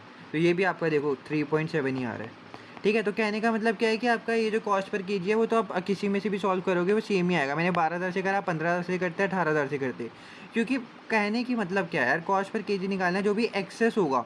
एक्सेस का मतलब समझ रहे हो कि जब भी हम 6,000 से ऊपर का खरीद रहे हैं तो हमको डिस्काउंट मिलता है। अब डिस्काउंट 10% है, तो वही सेम चीज़ यहाँ पे मेरे को लगानी है कि 3.7 तो बिना डिस्काउंट के ही है। तो डिस्काउंट कितना है, 10%, तो इसका 10% कितना होता है, 0.37। तो डिस्काउंट के बाद पर किलोग्राम, कॉस्ट पर किलोग्राम बताना है आपको, टोटल नहीं बताना, ठीक है। तो जो टोटल था उसमें से आपने डिस्काउंट को माइनस कर दिया, तो आपको कॉस्ट पर किलोग्राम पता चल गया, ठीक है। थोड़ा स्ट्रेस मैं इसमें इसलिए डाल रहा हूँ क्योंकि यार थोड़ा बहुत ये जो है वो समझ में नहीं आता है बच्चों को कि इसमें कर क्या रहे हैं, तो इसलिए मैंने थोड़ा सा ज़्यादा एलेबोरेट कर दिया। आई होप आपको समझ में आया होगा। इसके बाद 4 नंबर के लिए आपको एक बहुत ही बेहतरीन सा फ्लेक्स बजट, ये जो है वो calculate the flex statement for the period showing for each of the 4 item of cost and calculate the variance indicating favourable या फिर एडवर्स, ठीक है। तो आपको फेवरेबल और एडवर्स भी बताना है और फ्लेक्स बजट बेसिकली बनाना है। तो इसके लिए सबसे पहले अगर मैं मटेरियल ए बी और सी डी की बात करूँ, देखो हमने ऊपर भी ऐसे क्वेश्चंस करे हैं तो आपको कोई दिक्कत नहीं आनी चाहिए। अगर आप यहाँ पे देखोगे ये जो 17,000 है, ठीक है, और हम लोग जो है वो इस हिसाब से चल के देख रहे हैं, ठीक है। अब अगेन किसी भी तरीके से करके दिखाओ, मैं आपको यही सेम चीज़ यहाँ पे देखो, मैं फ्लेक्स बजट निकालना है 17,000 का, ये वाला अमाउंट जहाँ पे जो भी आएगा वो मैं आपको 3 तरीके से करके बता सकता हूँ, आप जिस मर्जी तरीके से करो। देखो आपको पता है कि जो हमारा डायरेक्ट मटेरियल ए बी है, ठीक है, उसकी कॉस्ट 3600 कब आ रही है, जब 12,000 यूनिट थे। तो 17,000 यूनिट पे कितनी आएगी, ये ना हमेशा, ये मैं कहता हूँ कि मैनेजमेंट अकाउंटिंग में मैथ्स भी बहुत लगती है। तो देखो आपकी 3600 कॉस्ट आ रही है जब 12,000 यूनिट थे, हमारा फ्लेक्स बजट कितना है 17,000 यूनिट का, तो 17,000 यूनिट पे कितनी आने वाली है। तो चलते हैं, ये देखो डायरेक्ट मटेरियल ए बी, तो 3600, यहाँ पे 3600 उसकी कॉस्ट आ रही है, ये 12,000 के लिए, ठीक है। मेरे को किसके लिए निकालना है, 17,000 के लिए। 17,000 यूनिट्स के लिए कितना आएगा, तो 3600 डिवाइडेड बाय 12,000 मल्टीप्लाई बाय 17,000, तो ये आ गया 5100। लो जी, मैंने 1700 यूनिट्स के लिए निकाल दिया। अब मैं ये सेम चीज़ आपको एक और तरीके से करके दिखाता हूँ। देखो मान लो मैं 15,000 यूनिट्स के हिसाब से चल रहा हूँ, तो 15,000 यूनिट्स पे कितनी कॉस्ट आ रही है, 4500। तो 17,000 यूनिट पे कितनी आएगी, तो 4500 कॉस्ट आ रही है मेरी 15,000 पे, ठीक है। 45 था ना, यस 45 15,000 पे आ रही है, तो 17,000 पे कितनी आएगी, इसको सॉल्व करते हैं। 4500 डिवाइडेड बाय 15,000 मल्टीप्लाई बाय 17,000। लो ये भी 5100 आ रहा है। आपको तीसरा तरीका भी बताता हूँ, ये देखो 18,000 यूनिट्स पे 5400 लग रहे हैं, ठीक है। तो 17,000 पे कितना लगेगा, 5400 लग रहे हैं 18,000 पे, तो 17,000 पे कितना लगेगा निकाल लो। 5400 divided by 18,000 multiply by 17,000 again 5100, ठीक है जी। तो मैं जो आपको समझाना चाह रहा हूँ वो आई होप आप समझ गए हो। तो ये तो आपका आ गया सीधा सीधा 5100। मैंने आपको 3 तरीके से निकाल के बताया। सिमिलरली मटेरियल सीडी का भी आप तीनों तरीके से करके दिखा सकते हो। अब मैं आप और यहाँ पे अब एडवर्स और फेवरेबल भी बताना था। तो यहाँ पे देखो आपने सोच के चला फ्लेक्स बजट के हिसाब से कि 5100 का मटेरियल लगना चाहिए और लगा एक्चुअली में 5025। तो आपका मटेरियल जो है वो कम लग रहा है, कॉस्ट मटेरियल की कम आ रही है। तो जब भी आपकी कॉस्ट कम आती है तो इसका मतलब आपका वेरिएंस तो फेवरेबल होने वाला है, ठीक है। क्योंकि आप सोच के चल रहे से ज़्यादा कॉस्ट लगेगी, लगी कम, तो फेवरेबल वेरिएंस है। कितना फेवरेबल है, दोनों को माइनस कर लेते हैं, 75, ठीक है। 75 का फेवरेबल वेरिएंस आ गया। मटेरियल सीडी का निकाल के दिखाता हूँ, एक ही तरीके से निकाल के दिखा रहा हूँ, तीनों तरीके से आप निकाल सकते हो। मान के चलो वही पहले वाले ही ले लेता हूँ। देखो मटेरियल सीडी में 12,000 यूनिट थे तो 17,760 लग रहे थे। मेरे को 17,000 के हिसाब से निकालना है, यहीं पे निकाल दूँ। देखो हमारे पास 17,760 लग रहे हैं, ये जो है वो लग रहे हैं 12,000 यूनिट्स पे। 17,000 पे कितने लगेंगे, मल्टीप्लाई कर दो 17,000 से, ये 17K यानी कि 17,000, ठीक है। 17,760 डिवाइडेड बाय 12,000 मल्टीप्लाई बाय 17,000, तो ये आपका आता है 25,160। तो इसको मैं यहाँ पे आके लिखता हूँ। देखो कितना मेरा आंसर आ रहा था, 25,160। अब आप लोग सोचोगे कि भाई सीधा वहाँ पे ये लिख देते हैं, तो यहाँ पे थोड़ा सा कैच है। बात क्या है कि भैया यहाँ पे दिक्कत ये थी कि मटेरियल सीडी जो है वो 10% का डिस्काउंट भी दे रहे हैं, excess of purchase over 6,000। A B में ऐसा कोई सीन नहीं था तो हमने तीनों तरीके से निकाल दिया। बट यहाँ पे आपको थोड़ी सी दिक्कत आने वाली है। तो मैं आपको एक तरीके से करके बताऊँगा, बाकी हो तो वो तीनों तरीके से ही सकता है। मैं आपको एक तरीका करके बताता हूँ, जैसे मैंने 12,000 के हिसाब से कर रहा हूँ। अब देखो यहाँ पे हो क्या रहा है, 17,000 यूनिट्स हैं आपके पास। अब यहाँ पे तरीकों का क्या ही है, यहाँ पे आप ये सीन देखो कि 17,000 यूनिट्स थे और आपको मटेरियल सीडी जो है वो चाहिए था 0.4 किलोग्राम। तो अगर आप इसको मल्टीप्लाई करो दोनों को तो कितना होता है, 17,000 को मल्टीप्लाई करेंगे अगर 0.4 के साथ, ठीक है। 17 के 17,000 मल्टीप्लाई बाय 0.4, ये होता है 6,800 किलोग्राम। और आप लोगों को पता है कि 6,000 किलोग्राम तक आपको कोई भी वो नहीं था, डिस्काउंट नहीं था। लेकिन जो एक्सेस था, यानी कि यहाँ पे 6,800 और 6,000 में एक्सेस क्या है, 800 किलोग्राम। जो एक्सेस होता है ना उस पर आपको डिस्काउंट दे रहा था 10% का, आप लोगों को याद होगा, ठीक है, जो हमने ऊपर करा हुआ है सेम। तो वहीं पे अब एक्सेस का बात आ गया, डिस्काउंट का बात आ गया, और हमारे केस में ये डिस्काउंट मिलना चाहिए। तो अगर ये मैं अमाउंट लिख दूंगा तो ये बिना डिस्काउंट के होगा, जो कि गलत होगा। तो मेरे को डिस्काउंट को भी इनकॉर्पोरेट करना पड़ेगा इस क्वेश्चन के अंदर। तो वो कैसे करूँगा, देखो अब इसमें अगर डिस्काउंट इंक्लूड है तो मेरे को इसमें से डिस्काउंट हटाना है। तो डिस्काउंट मेरा कितना होगा, देखो मेरा एक्सेस कितना था 800 किलोग्राम, तो मैंने इसी पे ही डिस्काउंट दिया होगा। और मेरा डिस्काउंट कितना था, मैंने अभी ऊपर ही निकाला है, ये देखो 0.37 कुछ था ना, ये देखो, हाँ 0.37। कैसे निकाला था, वापस आप देख सकते हो कि जैसे मैंने 12,000 वाला एग्जाम्पल है, देखो 17,760 था अपॉन में 4,800, जो अपने कॉस्ट पर किलोग्राम करके करा था ऐसे, ठीक है। 12,000 को 0.4 से करके 4,800 किलोग्राम, फिर यहाँ पे कॉस्ट पर किलोग्राम आपने निकाली थी 3.7। इसका 10% डिस्काउंट था तो हमने कितना दिखा था 0.37। यही आपका डिस्काउंट है, ठीक है, यही आपका डिस्काउंट है। अब यहाँ पे देखो अगर मेरे 800 किलोग्राम है तो मैंने इस पर कितना डिस्काउंट दिया होगा हर यूनिट पे, 0.37 के हिसाब से हर किलोग्राम पे बेसिकली। तो 800 मल्टीप्लाई बाय 0.37, तो ये होता है 296 का। तो इतना मैंने डिस्काउंट दिया भैया। तो अगर मैंने इतना डिस्काउंट दिया है ना तो मेरे को डिस्काउंट को हटाना पड़ेगा। ये 25,160 आया था, इसमें से मैं डिस्काउंट का अमाउंट 296 हटाऊँगा। तो 25,160 माइनस 296, तो ये होता है 24,864। ये अमाउंट जो है वो मेरा जाने वाला है मटेरियल सीडी के यहाँ पे, 24,864। हाँ भैया मानता हूँ कि इसमें ऐसी हो रखा है कि ये किसी के भी दिमाग में आएगा नहीं, या तो बाकी सब ऐसे जिनके दिमाग में मटेरियल ए बी वाला चल गया होगा वो मटेरियल सीडी में भी सेम ही करके आ जाएंगे, क्योंकि उनको डिस्काउंट का याद ही नहीं रहा होगा। और डिस्काउंट का हाँ यार थोड़ा सा मैं कहूँगा कॉम्प्लेक्स है, नहीं याद में आता, लेकिन इसीलिए तो यार वीडियो बन रही है कि आप लोगों को ये चीज़ें याद में आए और इसको कैसे सॉल्व करना है आपको समझ में आए, ठीक है। अब वेरिएंस कैसे निकालते हैं, देखो हम सोच के चल रहे थे कि हमारी कॉस्ट 24,000 कुछ आएगी, लेकिन आप 25,000 गई। मटेरियल सीडी की बात हो रही है यहाँ पे, ठीक है। तो अगर आपकी ज़्यादा कॉस्ट आ गई तो इसका मतलब ये आपके लिए थोड़ा नुकसान की बात है। आप सोच रहे थे कम लगेगा, पैसा ज़्यादा लग गया, तो ये क्या होगा, एडवर्स वेरिएंस। और कितना एडवर्स होगा, दोनों का डिफरेंस निकाल लेते हैं 25,618 माइनस 24,864, ये होता है 254 एडवर्स। ठीक है, आई होप आपको समझ में आ गया होगा। और अभी इतना ही नहीं, ये 4 नंबर के लिए खाली आपसे इतनी मेहनत नहीं, मेरे ख्याल से तो भैया इसी को 6 से 8 नंबर का कर देना चाहिए जिस हिसाब से आपसे कैलकुलेशन करा रहे हैं। अब देखो, लेबर और ओवरहेड निकालने के लिए ये तरीका नहीं लगेगा जो हम अभी तक हम लगाते हुए आए हैं। यहाँ पे आप लोगों को निकालना पड़ेगा हाई लो मेथड, क्योंकि देखो आप लोग जो है वो 17,000 यूनिट के हिसाब से फ्लेक्स बजट जो है वो कर रहे हो, तो आपको दिखेगा ये 15,000 और 18,000, इसके बीच में कहीं पे आ रहा होगा 17,000। ठीक है, अब आपको टोटल यही लगाना है कि इस पूरे टेबल में हाई लो मेथड लगा दो और लेबर का काम कर दो। देखो मैं सारी चीज़ें हटा रहा हूँ, मेरे को क्या चाहिए, खाली लेबर का काम चाहिए अभी, और ओवरहेड को भी जा रहा हूँ, ओवरहेड अगले टाइम पे आएगा, उसमें भी हाई लो मेथड ही लगेगा। तो यहाँ पे देखो हाईएस्ट क्या है 18,000, लोएस्ट क्या है 12,000, हाई लो मेथड लगाओ लेबर पे, और हाईएस्ट कॉस्ट इतनी है, लोएस्ट कॉस्ट इतनी है। ठीक है, तो हाई लो मेथड कैसे लगाते हैं, सबसे पहले वेरिएबल कॉस्ट निकालते हैं। तो हाईएस्ट कॉस्ट 35,150 माइनस कितना है हमारे पास 25,700, 25,700 डिवाइड कर दोगे हाईएस्ट माइनस लोएस्ट 18 माइनस 12।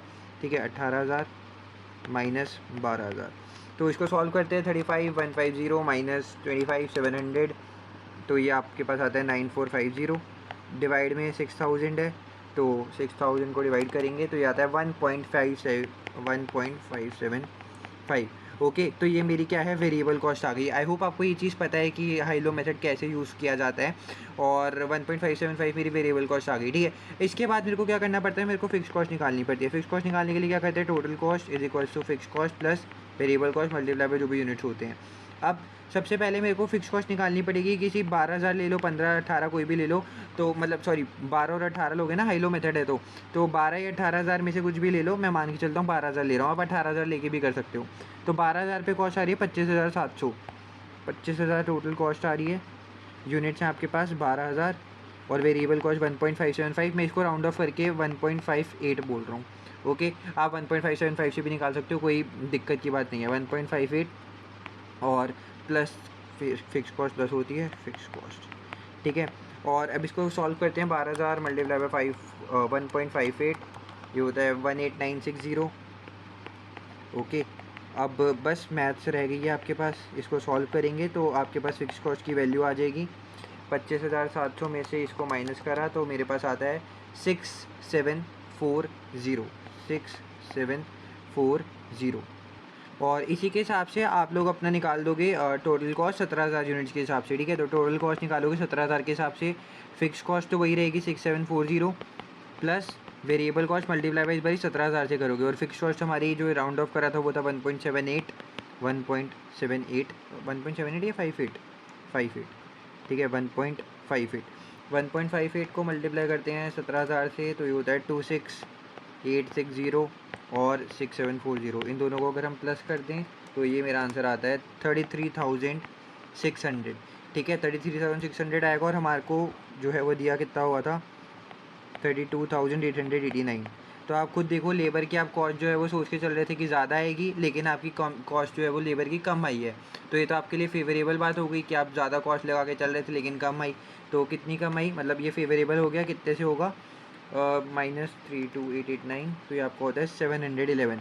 अब एक बात देख लो, हो सकता है कि मतलब हो क्या सकता है, एग्ज़ाम के जो आंसर हैं उसमें आपको जो है वो फेवरेबल ही दिया है, लेकिन ये दिया हुआ 681, और ये फ़र्क कहाँ से आ रहा है, ये फिक्स कॉस्ट से आ रहा है जी।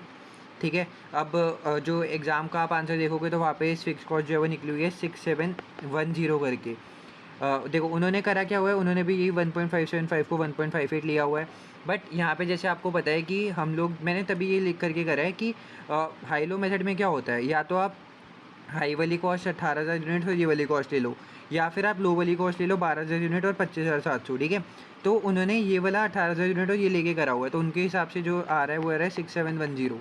ओके, हमने इस अप्रोच से करा है और हमारा आ रहा है 6,740। कोई घबराने की बात नहीं है, एक्सेप्टेबल है। वैसे तो यार ज़्यादातर टाइम फिक्स कॉस्ट सेम ही आती है, बट यहाँ पे जो है वो हमारी अलग आ रही है थोड़ी सी, तो आपको कोई दिक्कत की बात नहीं है, क्योंकि एग्जाम में कोई एक स्पेसिफिक अप्रोच नहीं बताया है लो मेथड में कि आप हाई वाला ही लेके चलो, लो वाली कॉस्ट आप ऐसे नहीं निकाल सकते, निकाल सकते हो। ठीक है, कोई दिक्कत परेशानी की बात है नहीं। तो आपकी इतनी फिक्स कॉस्ट आई है, और इसी की वजह से आपका जो है वो थोड़ा 30 का गैप आ रहा है, और इतना आंसर आएगा तो आपको कोई दिक्कत की बात नहीं है। देखो नियरेस्ट होल डॉलर ये सब बातें हुई हैं, तो हमने सब नियरेस्ट में ही बात करी है, ठीक है।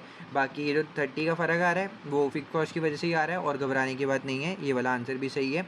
एग्ज़ाम में आप अप्रोच मायने रखती है, अगर आपने सब चीज़ें सही करी हैं तो वो सही ही मानेंगे, ठीक है। आई होप आपको ये चीज़ क्लियर होगी, क्योंकि वहाँ पे जाके आप हर बच्चा ये थोड़ी करेगा कि 18,000 लेके इसको टोटल कॉस्ट में ले लेगा। कोई हो सकता है 12,000 और 25,700 भी ले ले, तो क्या उसका आंसर गलत कर देंगे? बिल्कुल भी नहीं, ठीक है। तो कोई दिक्कत परेशानी की बात मत लेना।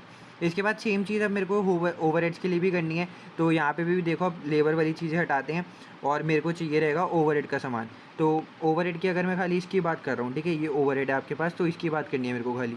और ये क्या लग गया, देखो 12,000 वही लोएस्ट वाली 18,000 हाईएस्ट, ये लोएस्ट वाली हाईएस्ट, ठीक है। मैं इस बार भी अलग अप्रोच से करके दिखाऊंगा कि अगर उन्होंने हाई लिया होगा तो मैं लो ले लूँगा, लो दिया होगा तो मैं हाई कर दूँगा, ताकि आपको एक अच्छे से वो समझ में आ जाए कि हो क्या रहा है।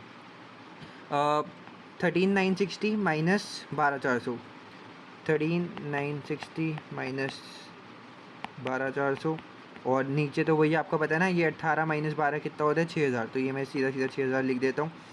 13,960 माइनस 12,400 होता है 1,560, डिवाइड करेंगे इसको 6,000 से, तो वेरिएबल कॉस्ट मेरी पता चल जाएगी, ये आ गई 0.26। 0.26 ही सीधा सीधा आई है, कोई राउंड ऑफ वगैरह करने की जरूरत नहीं पड़ी। फिक्स कॉस्ट निकालते हैं, total cost is equals to fix cost plus variable cost multiply by जो भी यूनिट्स होते हैं। फिक्स कॉस्ट नहीं पता, टोटल कॉस्ट। अब देखो इन्होंने जो है वो, देखता हूँ मैं यहाँ पे कि इन्होंने जो है वो 18,000 के हिसाब से करा हुआ है, हाईएस्ट लिया हुआ है। मैं वापस से लोएस्ट लेके करता हूँ, देखो 12,000 यूनिट से करके देखते हैं। वेरिएबल कॉस्ट 0.26 मल्टीप्लाई बाय 12,000, और 12,000 पे कॉस्ट कितनी आ रही है, 12,400, 12,400, 12,400 इज इक्वल्स टू, इसको मल्टीप्लाई करते हैं, ये आता है 3,120, ठीक है। तो ये उधर जाके माइनस हो जाएगा, तो फिक्स कॉस्ट कितनी आ जाएगी आपके पास, 9280। अब यहाँ पे देखो, यहाँ पे आपकी फिक्स कॉस्ट सेम आ गई। उन्होंने हाई लेके चला हुआ था, उन्होंने क्या किया हुआ था, यहाँ पे 12,000 की जगह 18,000 लिया हुआ था हाईएस्ट वाला, और अमाउंट भी जो है वो हाईएस्ट वाला लिया हुआ था ये, ठीक है। तो आप समझ रहे हो बात को, होता क्या है, हर बारी फिक्स कॉस्ट सेम ही सेम आती है।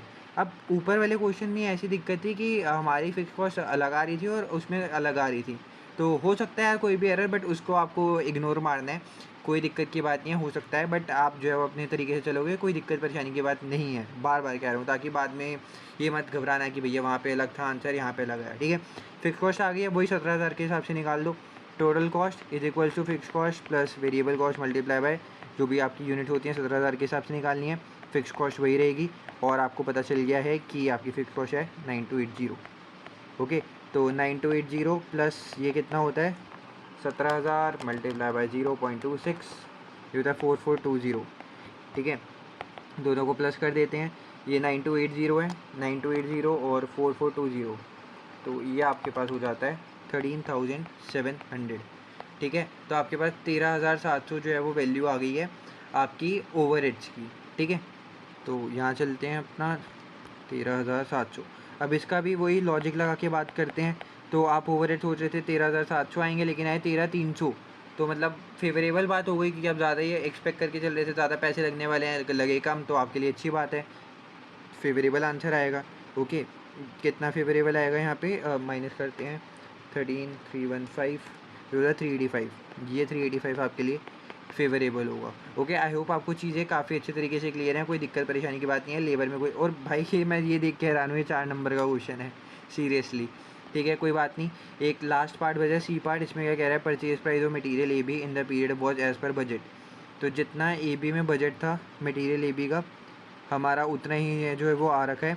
आपको बताना क्या है कि calculate the material usage variance. अच्छा जी, अभी मटेरियल यूजेज वेरिएंस कैलकुलेट करना रह गया था इनका, तो ये चाहते हैं कि हम वो भी करके दे दें, तो कोई बात नहीं, कर देते हैं यार, इसमें भी कोई दिक्कत की बात थोड़ी है।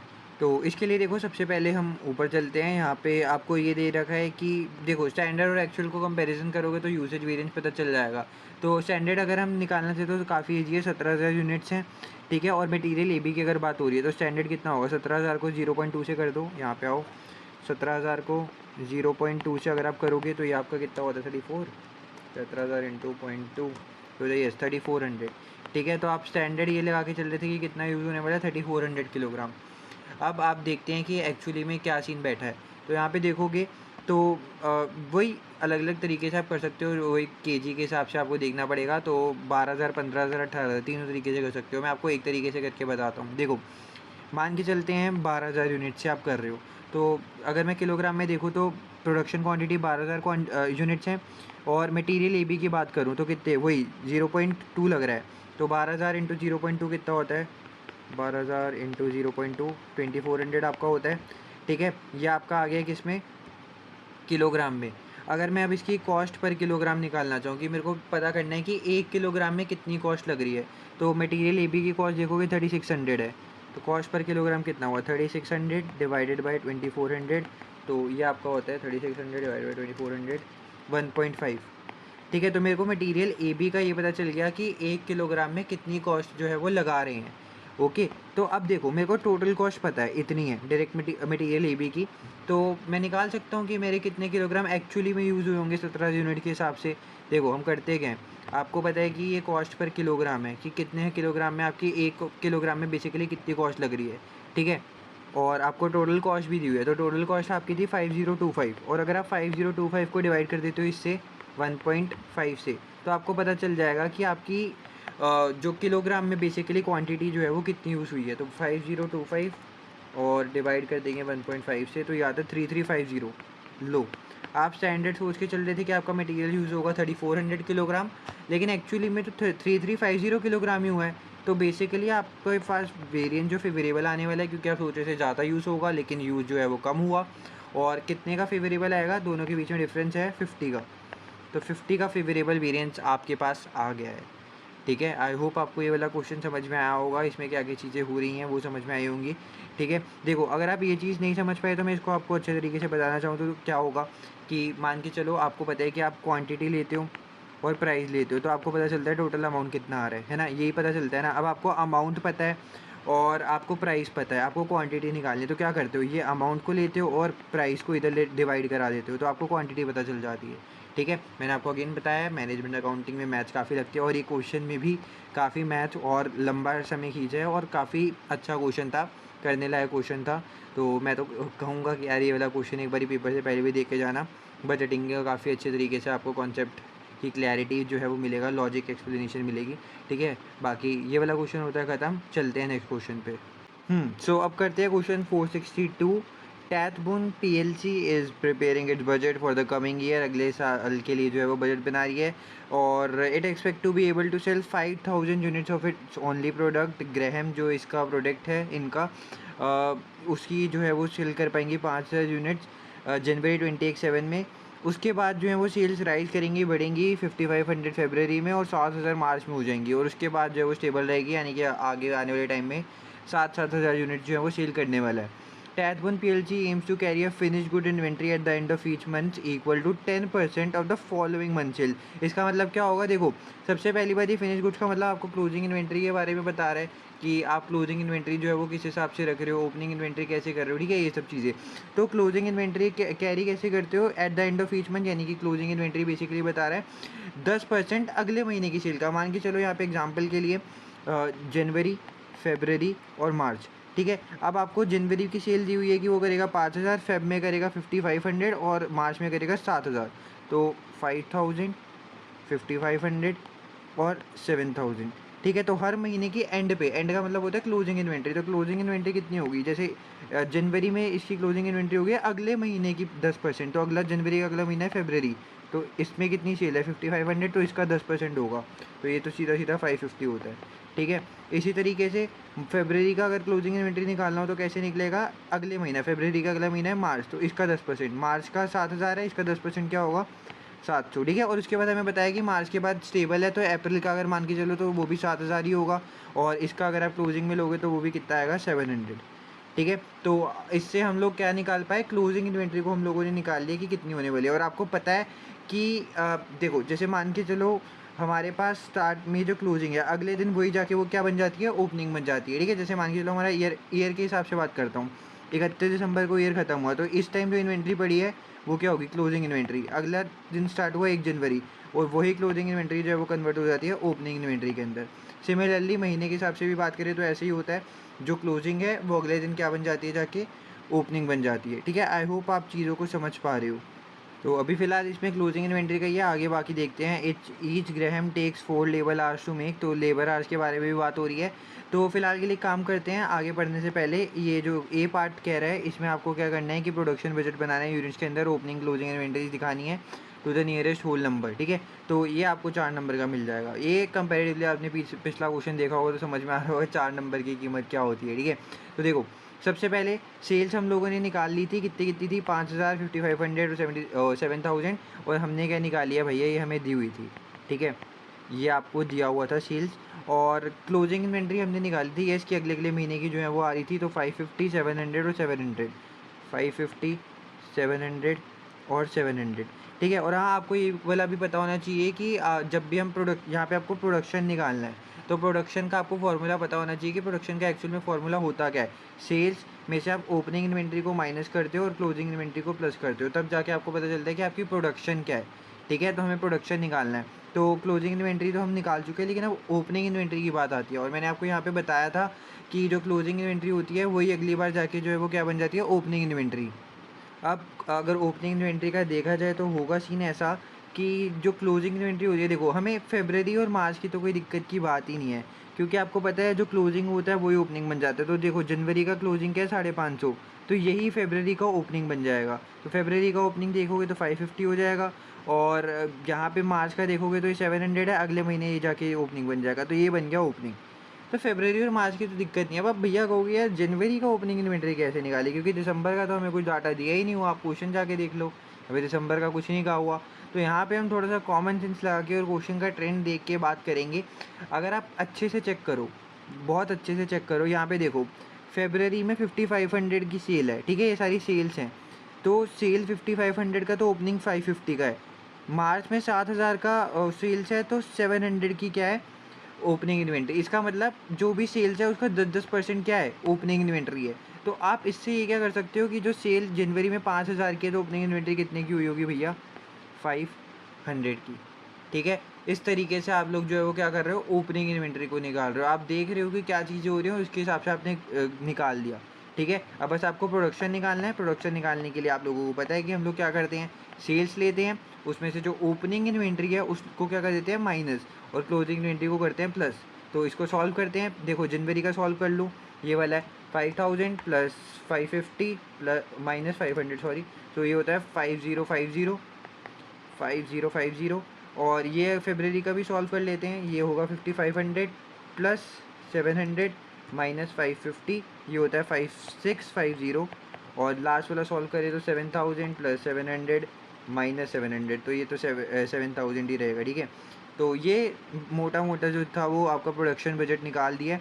अगर मैं इसको थोड़ा सा साफ़ सुथरा बनाने का कोशिश करूं, कि बहुत लोग कहते हैं भैया आप थोड़ी राइटिंग अच्छी लिख लिया करो, तो लो यार थोड़ा सा देख, अब थोड़ा साफ़ सुथरा आई होगा, आपको दिख रहा होगा कि क्या क्या चीज़ें हो रही हैं, और काफ़ी अच्छा दिख रहा होगा, ठीक है।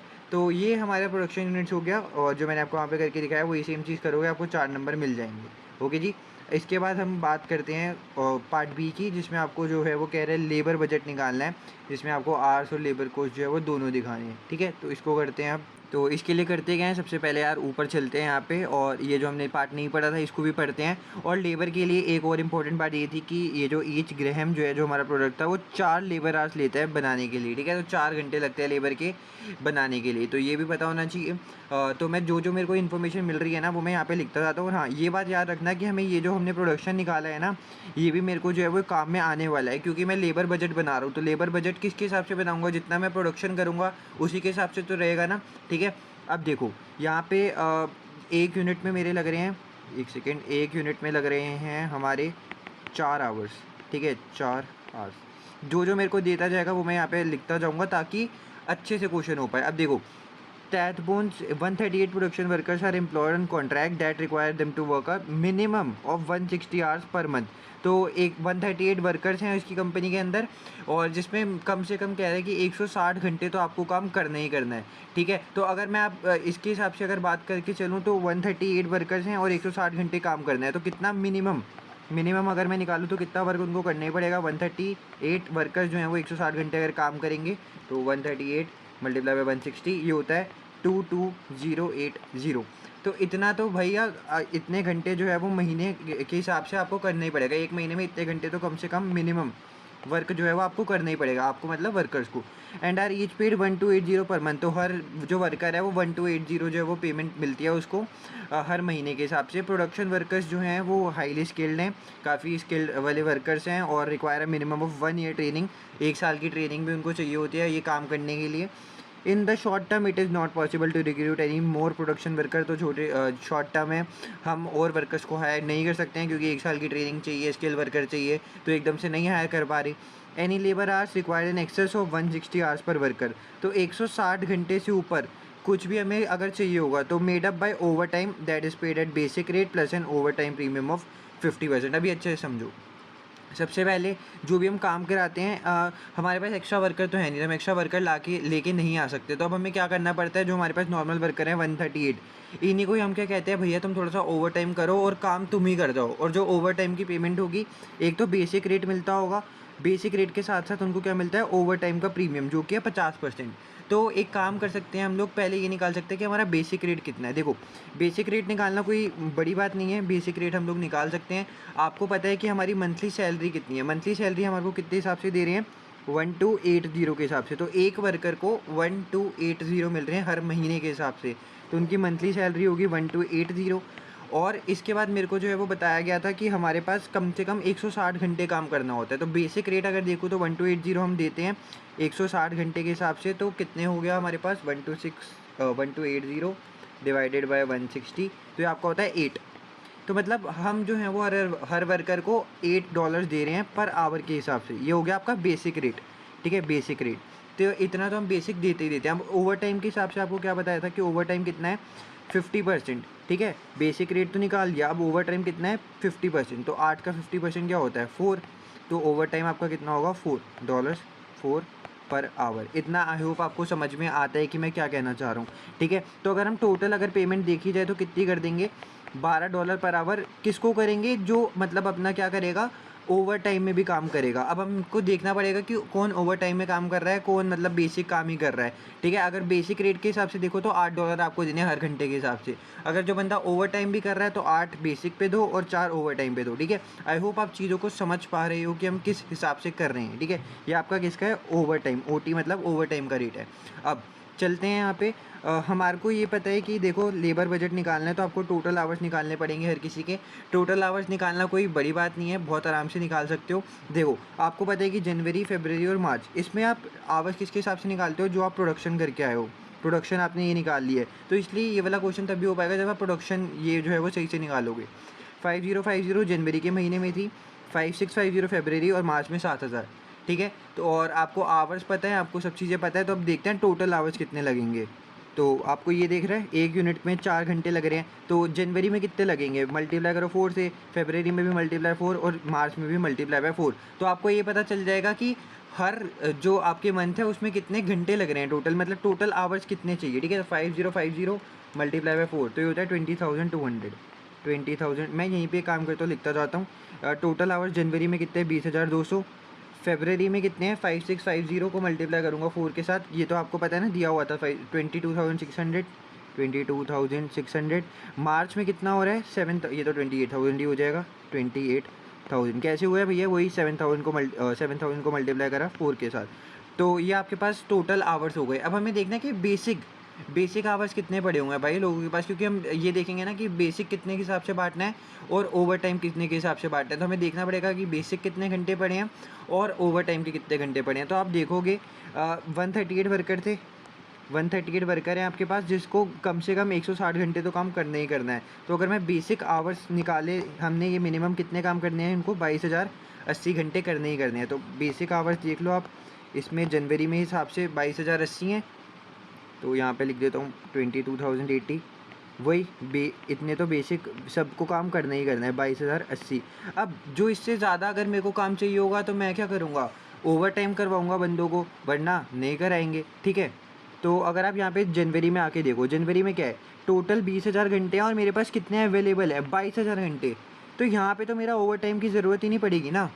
आप खुद समझदार हो, देखो आप खुद सोचो, देखो मेरे को चाहिए किसी काम के लिए 20,000 घंटे और मेरे पास बचे हैं कि मैं 22,000 घंटे काम कर सकता हूँ, तो मेरे पास अच्छी बात है। मैं अपने लेबर को यहाँ पे कुछ काम ओवर टाइम कराने की ज़रूरत ही नहीं पड़ेगी। ज़रूरत कब पड़ती है? फरवरी में। देखो मेरे को टोटल आवर्स हैं 22,600, लेकिन मेरे पास अवेलेबल कितने हैं? खाली 22,080। अब देखो मेरे पास 22,080 हैं, लेकिन मेरे को ज़रूरत किसकी है? 600 की।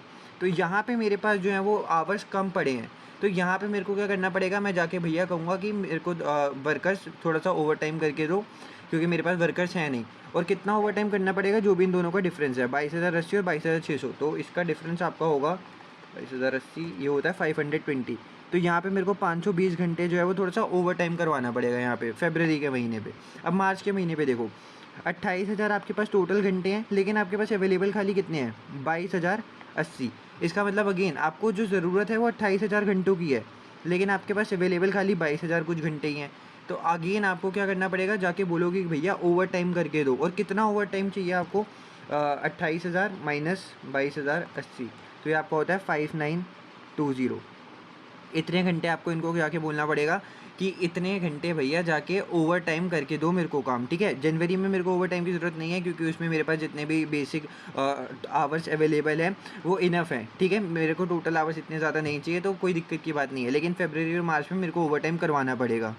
अब देखो नीचे आओ, यहाँ पे आपको ये सारी टेबल फिल कर दिया। अब देखो यहाँ पे देखो basic rate payment, over time payment और टोटल लेबर कॉस्ट कितनी आ रही है। सबसे पहले अगर मैं बेसिक पेमेंट की बात करूँ, तो आपको ये पता है कि जो हमारे पास वर्कर हैं वो कितने हैं? 138, ठीक है। 138 आपके पास वर्कर हैं, जिसमें से जो आप हर महीने उनको 1280 हर महीने जो है वो देते ही देते हो। तो अगर आप बेसिक पेमेंट देख के चलो, तो वो आप कितनी देते ही देते हो, मतलब मिनिमम आप काइंड ऑफ कह सकते हो कि इतना तो आप बेसिक पेमेंट करते ही करते हो।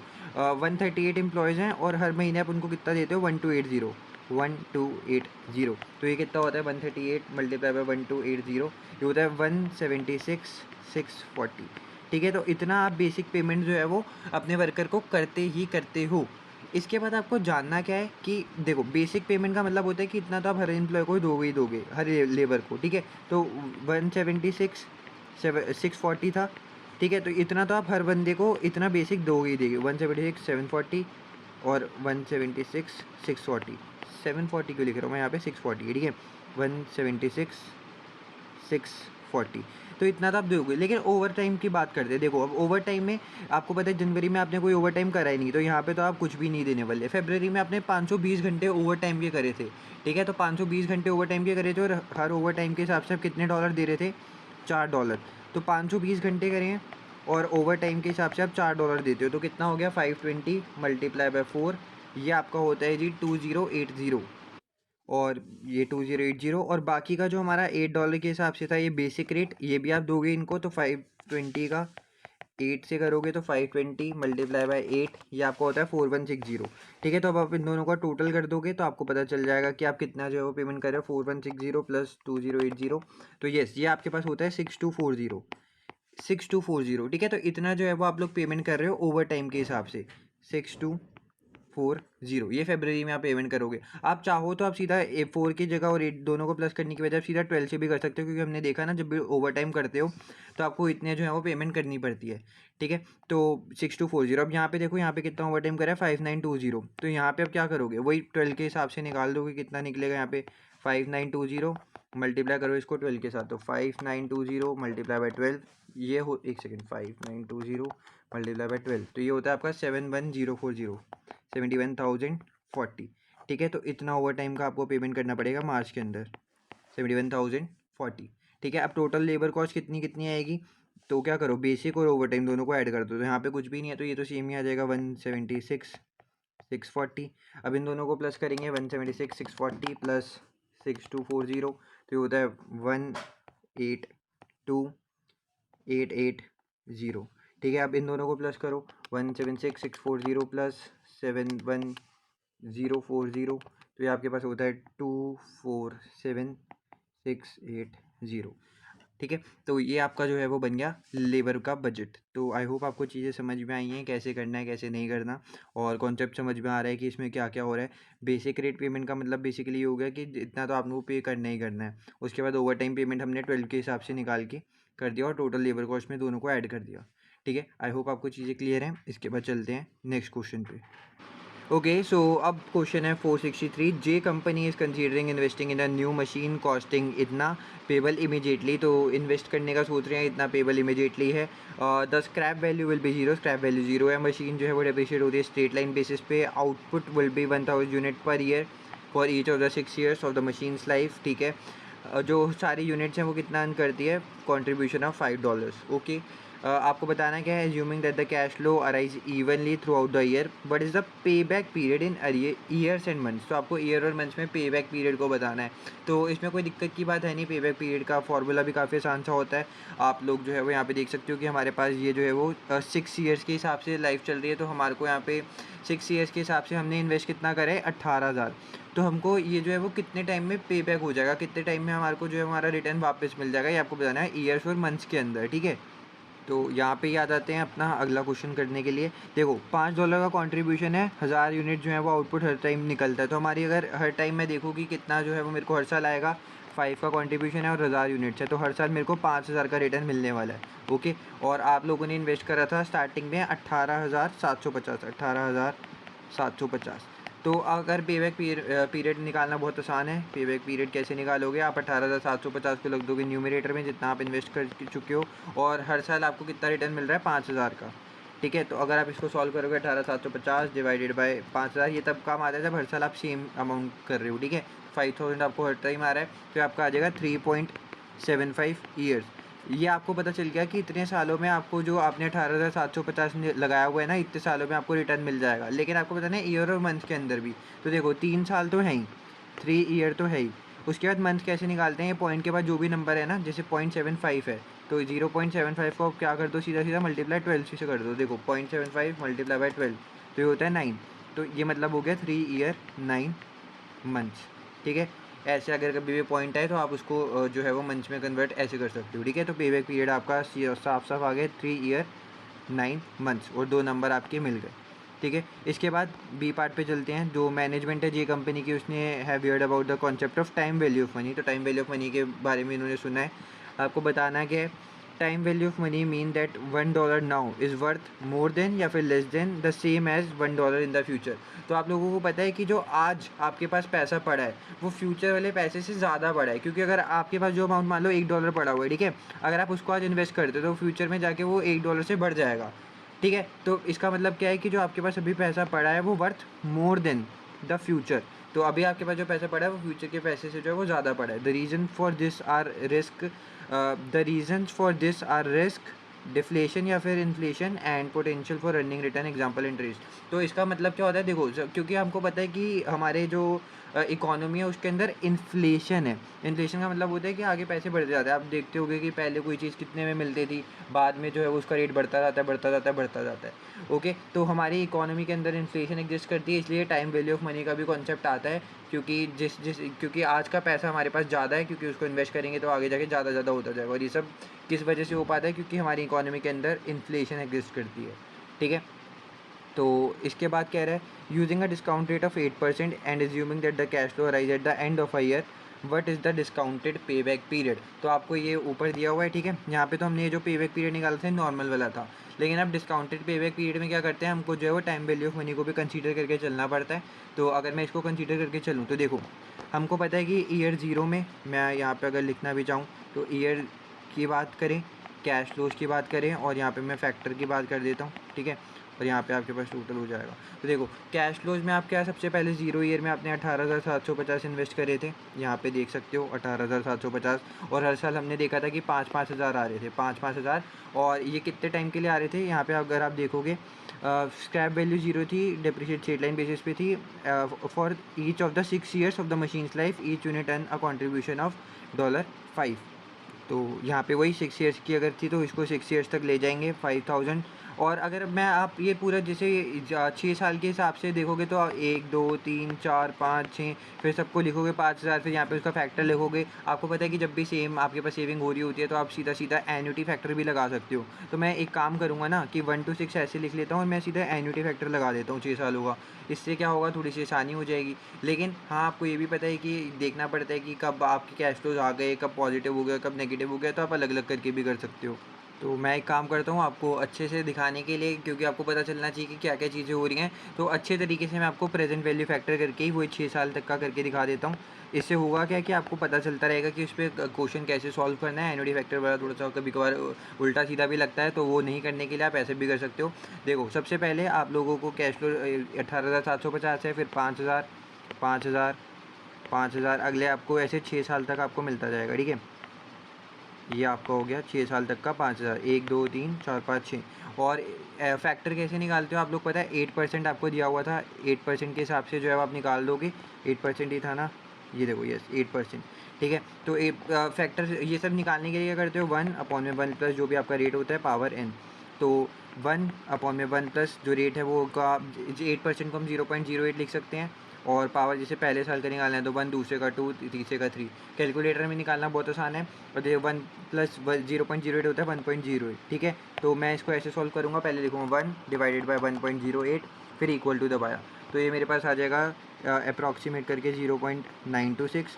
दूसरे साल का आ जाएगा मेरे पास 0.857, फिर उसके बाद आ जाएगा 0.794, फिर उसके बाद आएगा 0.735, फिर उसके बाद आएगा 0.681, एंड देन 0.630, कितने हो गए, 1, 2, 3, 4, 5, 6 हो गए, ठीक है। बस आपको इसी तरीके से करना है। अब सारों को इससे मल्टीप्लाई कर दोगे तो आपके पास पता चल जाएगा कि हमारे पास टोटल वैल्यू कितनी आ रही है प्रेजेंट वैल्यू के अंदर। अगर आप देखो तो पहले वाले का तो आपको पता है कि 1 ही होता है, तो पहले तो आपका आउटफ्लो जाएगा 18,750 का, और ये आउटफ्लो है, ठीक है, क्योंकि आप इन्वेस्ट कर रहे हो ना, तो आपकी तरफ से गया। उसके बाद बाकी हर टाइम जो है आपको 5-5 हज़ार की सेविंग मिल रही है, तो पहले 5,000 को 0.926 से करोगे, 5,000 मल्टीप्लाई बाय 0.926, तो ये होता है 4630, ओके। उसके बाद 5,000 को 0.857 से करोगे तो ये होगा 4285। तो इसी तरीके से सारे साल का करना है, मैं 1 सेकंड में करके देता हूँ। ओके, सो मैंने यहाँ पे जो है वो कैलकुलेट कर लिया है। देखो, अच्छे तरीके से करने के लिए वही फैक्टर यहाँ पे लिया होता, तो कैश फ्लो और क्यूमुलेटिव कैश फ्लो जो है वो करके दिखा दिया है। जब भी डिस्काउंटेड पेबैक पीरियड निकालना हो तो ऐसे आप लोग जो है वो कर लेते हो, ठीक है। कैश फ्लोज और फैक्टर्स में तो आपको आई होप कोई दिक्कत नहीं होगी। उसके बाद यहाँ पे जो है वो कैश फ्लोज आए हैं। पहले साल आपका नेगेटिव गया, उसके बाद मैंने वही सारे को ऐसे 5,000 को इससे मल्टीप्लाई ऐसे कर करके सारे कैश फ्लो निकाल लिया। अब आपको पता है कि जब भी डिस्काउंटेड पेबैक पीरियड निकालना हो तो हमें क्यूमुलेटिव कैश फ्लोज भी निकालने पड़ते हैं। तो पहले ज़ीरो में तो इन्वेस्टमेंट करी है, पहले साल तो इतना ही कैश फ्लो था। क्यूमुलेटिव का मतलब होता है दोनों को जोड़ के, जैसे पहले साल तो सेम ही है, अगले साल देखोगे तो 46304285 को जोड़ के 8915 आ गया। फिर इसके बाद ये बचा, इसमें मैंने 3970 और जोड़ दिया, फिर ये अमाउंट आ गया, फिर इस वाले अमाउंट में मैंने ये वाला अमाउंट और जोड़ दिया। तो ऐसे जोड़ के अगले साल के क्यूमुलेटिव जो है वो बनाते रहते हैं। अब देखो, आप देखोगे तो यहाँ पे 16,560 है और यहाँ पे 19,000 कुछ हो गया, और हमारी इन्वेस्टमेंट जो थी वो कितनी चल रही थी, 18,750 की। तो मेरे को 18,750 रिकवर कब हो गए, 16 और 19 के बीच में 18 आएगा, तो यानी कि 4 और 5, 4 और 5 ईयर के बीच में जो है मेरे को रिकवर हो गया होगा। तो अब मैं डिस्काउंटेड पेबैक पीरियड को कैसे निकालता हूँ, यहाँ पे देखो, यहाँ पे देखोगे तो इस 4th और 5th ईयर के बीच में रिकवर हुआ है, तो आंसर तो मेरा ऑब्वियसली 4 साल और कुछ महीने आएंगे। अब देखो, वो जो महीने वाला पार्ट है वो कैसे करा जाएगा। मेरे को रिकवर करने थे अमाउंट 18,750, और मेरे को अभी 16,560 के बाद और कितना अमाउंट रिकवर करना है 18,750 के लिए, मेरे को ये गिनना है, क्योंकि 16,560 तक तो मैं पहुंच गया, यहाँ तक 16,560 है। अब यहाँ पे मान लो 18,750 है, तो ये कितना अमाउंट बचेगा कि मेरे को यहाँ से और कितना अमाउंट चाहिए कि मैं रिकवर कर सकूँ, उसको न्यूमरेटर में लेते हैं, डिवाइड करते हैं जो भी मेरे को अगले साल का, जैसे यहाँ पे मेरे को 4 और 5 साल में रिकवर हो गया, तो 5th साल का मैं लूँगा ये जो कैश फ्लो होता है जो कि है 3405।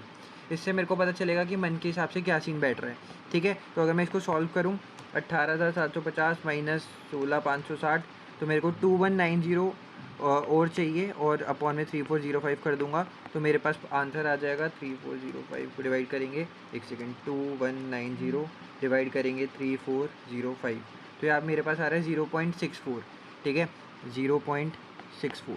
तो आपको पता है 4 साल तो था ही, और 4 साल में और कितने महीने आएंगे, अगर मैं देखूँ तो 4.64 ईयर बन रहे हैं, ठीक है। बट मेरे को आंसर जो है वो किस में निकालना है, मंथ में निकालना है ना, तो मंथ में मैंने आपको बताया था 4 तो 4 ही रहेगा। अब 0.64 को क्या कर दो, मल्टीप्लाई 12 से, तो 0.64 को अगर मैंने मल्टीप्लाई करा 12 के साथ तो ये होता है 7.68। अब आप अगर इसको भी राउंड ऑफ करना चाहो तो ये कितना बन जाएगा, 8, अगर हम राउंड ऑफ करके देखें तो क्या हमारे पास आंसर आ जाएगा 4 साल 8 महीने, ठीक है। तो 4 ईयर्स 8 मंथ्स जो है वो आपका राउंड ऑफ करके आंसर आ जाएगा। आई होप आपको ये वाला क्वेश्चन काफ़ी अच्छे तरीके से क्लियर होगा और आपको डिस्काउंटेड पेबैक पीरियड ये सब चीज़ें निकालनी अच्छे से आती होंगी, ठीक है। वरना मैंने आपको बता दिया कि किस तरीके से निकालते हैं। इसके बाद अगला क्वेश्चन देखें तो अगला part basically using a discount factor of 8%, what is the net present value of purchasing the new machine. तो अब आपको एनपीवी बतानी है वही 8% के हिसाब से, ठीक है। तो निकालते हैं। ओके, सो मैंने यहाँ पे आपके लिए ये भी करके दिखा दिया बहुत आराम से एनपीवी। आई होप आपको देखो ईयर दिया, ये कैश फ्लोज हो गए, ये फैक्टर हो गया और ये टोटल आ गया, ठीक है। तो देखो 0 ईयर में 18,750 इन्वेस्ट करा, 0 ईयर में हमेशा फैक्टर 1 होता है, तो 18,750 आ गया। फिर 1 से 6 साल के लिए, क्योंकि आपको पता है ये सेम अमाउंट में रिकवर कर रहे हैं, तो मैंने क्या कर दिया, इसको एन्युटी फैक्टर निकाल लिया। एन्युटी फैक्टर आपको पता होना चाहिए कि हर साल का मैं फैक्टर निकालूंगा और सबको ऐड कर देंगे तो एन्यू फैक्टर होता है। पर आपको इसकी कोई दिक्कत लेने की बात नहीं है। आपको एक शीट मिलेगी, उसमें फॉर्मूले में एन्युटी, प्रेजेंट वैल्यू सब चीज़ें दी होंगी, ठीक है। तो उसमें से आप देख सकते हो कि 8% का 6 साल में कितना हो रहा है, तो 4.623 आता है। मैंने इसको इससे सॉल्व करा तो मेरा आंसर ही आ गया। अब दोनों को सॉल्व किया तो एनपीवी मेरा पॉजिटिव का आ रहा है 4365, ठीक है। तो आपको एनपीवी निकालना था, आपने एनपीवी निकाल दिया, कितना आ रहा है 4365, और इसी से आपको 2 नंबर और मिल गए, ठीक है। अगले क्वेश्चन पे चलते हैं। डी पार्ट, इसमें कह रहा है the following statement about investment appraisal true और फॉल्स। स्टेटमेंट वन कह रही है the cost of capital increase to 10%, the NPV of purchasing the new machine will decrease. अब देखो, जब भी वैसे आप कॉस्ट ऑफ कैपिटल बढ़ाते हो ना तो आपका एनपीवी हमेशा गिरता ही है, इसमें कोई बात है नहीं। आपको मैं इसको ना प्रैक्टिकली सॉल्व भी करके दिखा देता हूँ। देखो ये मैंने निकाला एनपीवी 4365, ये 8% के हिसाब से था, ठीक है। अब मैं इसको 10% के हिसाब से निकाल के बताता हूँ। देखो सब कुछ सेम होगा। सबसे पहले 18,750 ही आएगा। ओके, मैं आपको ऐसे ही रॉ तरीके से करके दिखा रहा हूँ। अब 5,000 तो आपको हर साल आएंगे, लेकिन एन्युटी फैक्टर अब चेंज हो जाएगा। क्यों? क्योंकि मैंने 8% के हिसाब से निकाला है। मैं अगर 10% के हिसाब से निकालूँ तो देखो मेरे पास एन्युटी टेबल जो है वो खुल रखा है। 10% के हिसाब से 6 साल में जो है वो मेरा आता है 4.355, ठीक है। 4.355 ये 10 साल के हिसाब से है। 10% के हिसाब से 6 साल के लिए, ठीक है। तो 5,000 मेरे पास आ रहे हैं और एन्युटी फैक्टर ये होता है, तो 5,000 मल्टीप्लाई बाय 4.355 ये होता है 21,775। तो अब आप देखो, इतना आपकी इन्वेस्टमेंट थी और इतना आपको रिटर्न आया, तो आप दोनों का सब डिफरेंस निकाल लो, तो ये आपके पास आता है 3,025। देख लो, जैसे ही मैंने जो है वो परसेंटेज बढ़ाई और डिस्काउंट परसेंटेज, तो मेरा एनपीवी कम हो गया। यहाँ पे 4365 था, यहाँ पे 3025 आ गया। तो इसका मतलब जो पहली स्टेटमेंट है वो ट्रू है और यहाँ पे आपका ए या बी पार्ट में से कोई ना कोई ऑप्शन होने वाला है। स्टेटमेंट 2 में अगर देखें तो इसमें कह रहा है कि the payback method of investment appraisal is a useful method to consider time risk. कैसे अभी हमने देखा कि उसमें हम कैसे टाइम वैल्यू ऑफ मनी को जो है वो कंसीडर कर रहे थे, टाइम रिस्क को कंसीडर कर रहे थे। तो येस, ये यूजफुल मेथड है कि जब भी हम टाइम रिस्क को अगर कंसीडर करना चाहें तो हम पेबैक मेथड को भी देख सकते हैं। तो इसका मतलब 1 भी ट्रू और सेकंड भी ट्रू, यानी कि ऑप्शन नंबर बी आपका जो है वो सही हो जाएगा, ठीक है। आई होप आपको ये वाला क्वेश्चन भी अच्छे तरीके से समझ में आया हो। अगर आया हो तो यार बहुत अच्छी बात है। अगर अभी तक वीडियो देख रहे हो तो यार वीडियो को लाइक करना मत भूलना और सब्सक्राइब नहीं करो तो सब्सक्राइब भी कर लेना। चलते हैं नेक्स्ट पार्ट पे। ओके, सो अब क्वेश्चन है 464। इसमें कह रहा है कि एक कंपनी जो है वो कंसीडर करे investment in several projects. Following information relate to the 3 of the project. आपको प्रोजेक्ट 1, 2, 3 दिया हुआ है। सबसे पहले मैं देखता हूँ कि क्वेश्चन में क्या पूछ रहा है, क्योंकि ये सारी चीज़ें पढ़ने से बढ़िया है कि जिस हिसाब से क्वेश्चन पूछता जाए वो निकालते जाओ। अब देखो, ए पार्ट में कह रहा है calculate the NPV of project 1, आपको at the companies cost of capital. तो कॉस्ट ऑफ कैपिटल के हिसाब से एनपीवी निकालना है प्रोजेक्ट 1 का। इन्वेस्टमेंट आपने करी है 1,19,000 की और नेट कैश इनफ्लो जो है वो आपके पास इतने हो रहे हैं परपेचुटी में, ठीक है। तो परपेचुटी के हिसाब से हो रहे हैं, तो ये भी आपको देखने पड़ेंगे। तो इसको अगेन यहाँ पे सॉल्व करने आ जाते हैं। देखो, इन्वेस्टमेंट आपकी थी 1,19,000 की, 1,19,000 की, और आप लोगों का जो कैश इनफ्लो है वो 13,500 पर एनम है परपेचुटी में।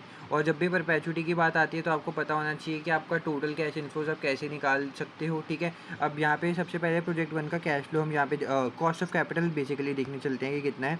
Assume the net cash inflow कर at the end of each year और company cost of capital is 10%। बस मेरे को पता चल गया कि अब एनपीवी कैसे निकालनी है। देखो 13,500 हर साल आ रहे हैं। अब बस आप नीचे ना कॉस्ट ऑफ कैपिटल रख दो, यानी कि 10% को। 10% को आप 0.1 भी लिख सकते हो। 10% को आप ऐसे कैलकुलेटर में सॉल्व करोगे तो वैसे हो जाएगा। तो 13,500 को डिवाइड करेंगे 0.1 से, तो ये आपका आता है 135,000। ये आपका हो गया जी टोटल कैश इनफ्लोज। ये इनफ्लो है और ये आपका आउटफ्लो था, तो दोनों को माइनस कर देंगे तो आपको पता चल जाएगा कि एनपीवी कितना है। 135 माइनस 119, ये होता है 16,000। तो आपका एनपीवी प्रोजेक्ट 1 का कितना होगा? 16,000, ठीक है। परपेचुटी का क्वेश्चन है तो हमेशा इस तरीके से कर लो। इसके बाद आपको कह रहा है calculate the estimated internal rate of return IRR निकालना है अब आपको प्रोजेक्ट 2 के लिए 1 डेसिमल प्लेस तक के लिए, ठीक है। तो पहले प्रोजेक्ट 2 में देख लेते हैं कर क्या रहे हैं।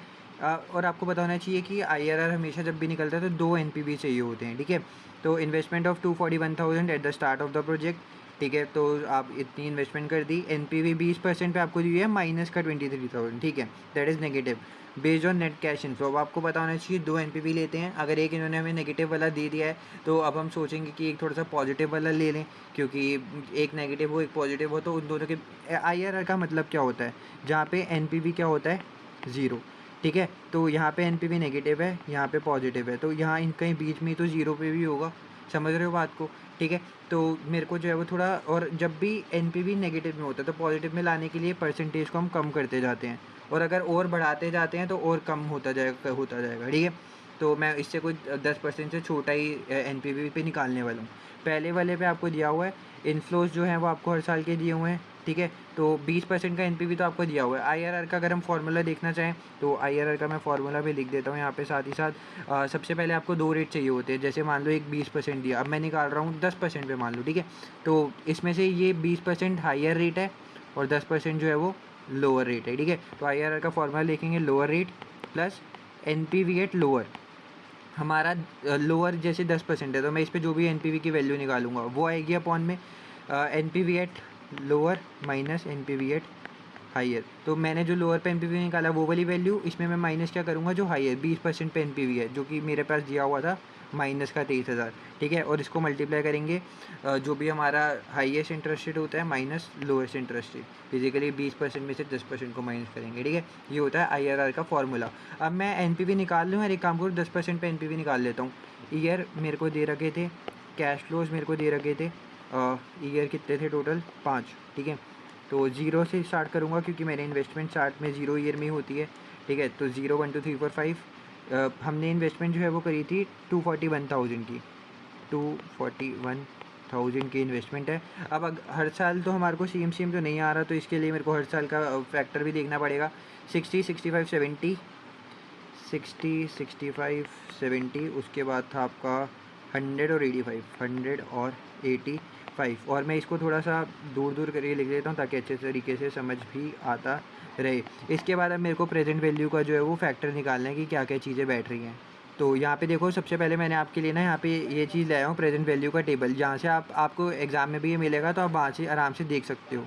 तो 10% था हमारा रेट और हमने जो है वो 5 साल के लिए देखते हैं। तो ये प्रेजेंट वैल्यू जो है वो आप हर साल जो है वो देखते रहोगे, पहले में 0.909 फिर 826,751 से ये, ठीक है, हर साल के लिए आपको दिया हुआ है।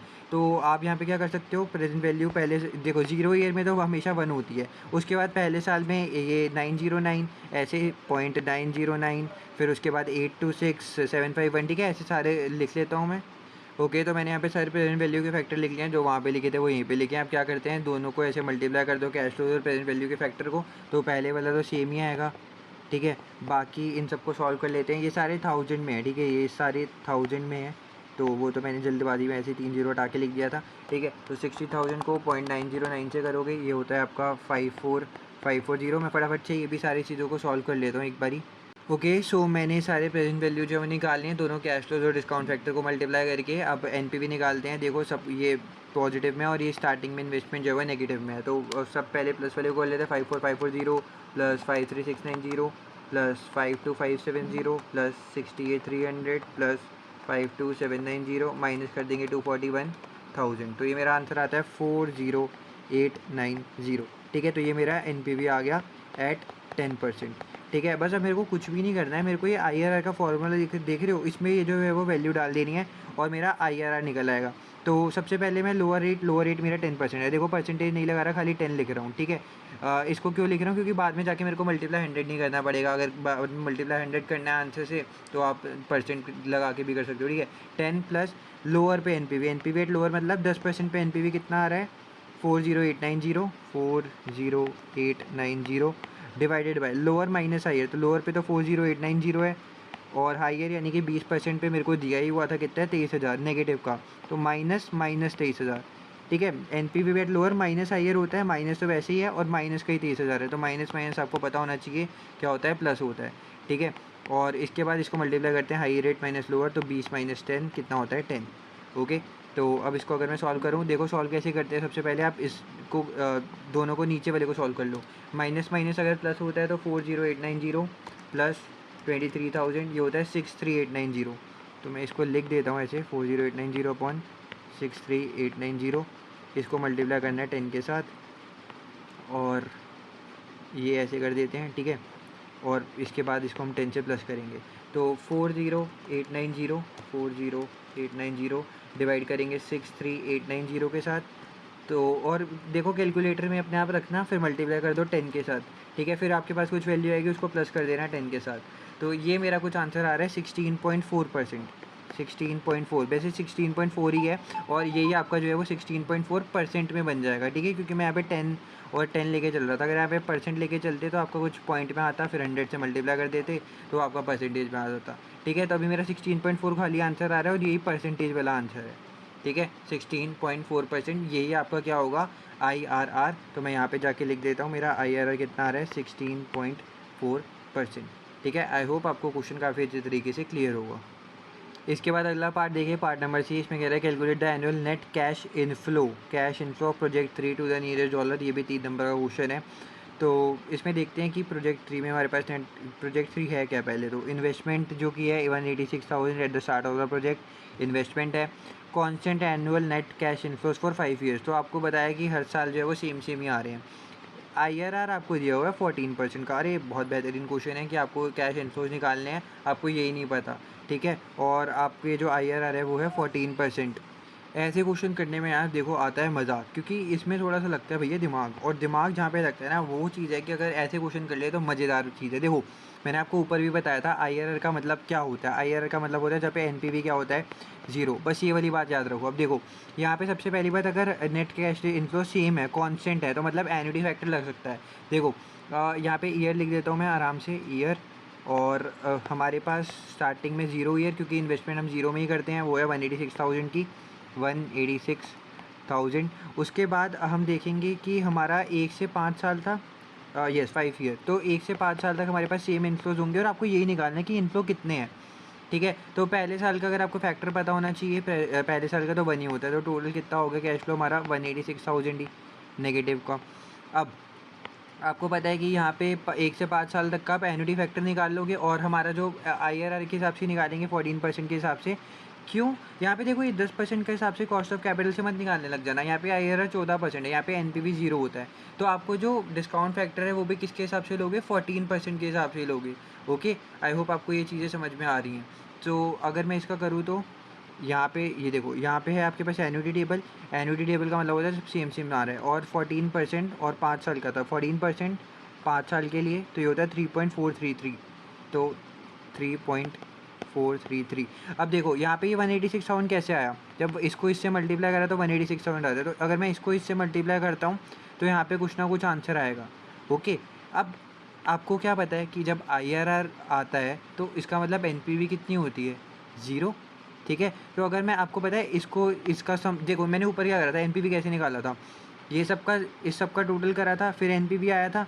तो अगर मैं यहाँ पे भी NPV निकालना चाहूँ तो इन सब का टोटल करूँगा तो वो कितना आएगा, NPV 0 आएगा, क्योंकि इसमें IRR की बात हो रही है और IRR में क्या होता है, NPV 0 होता है।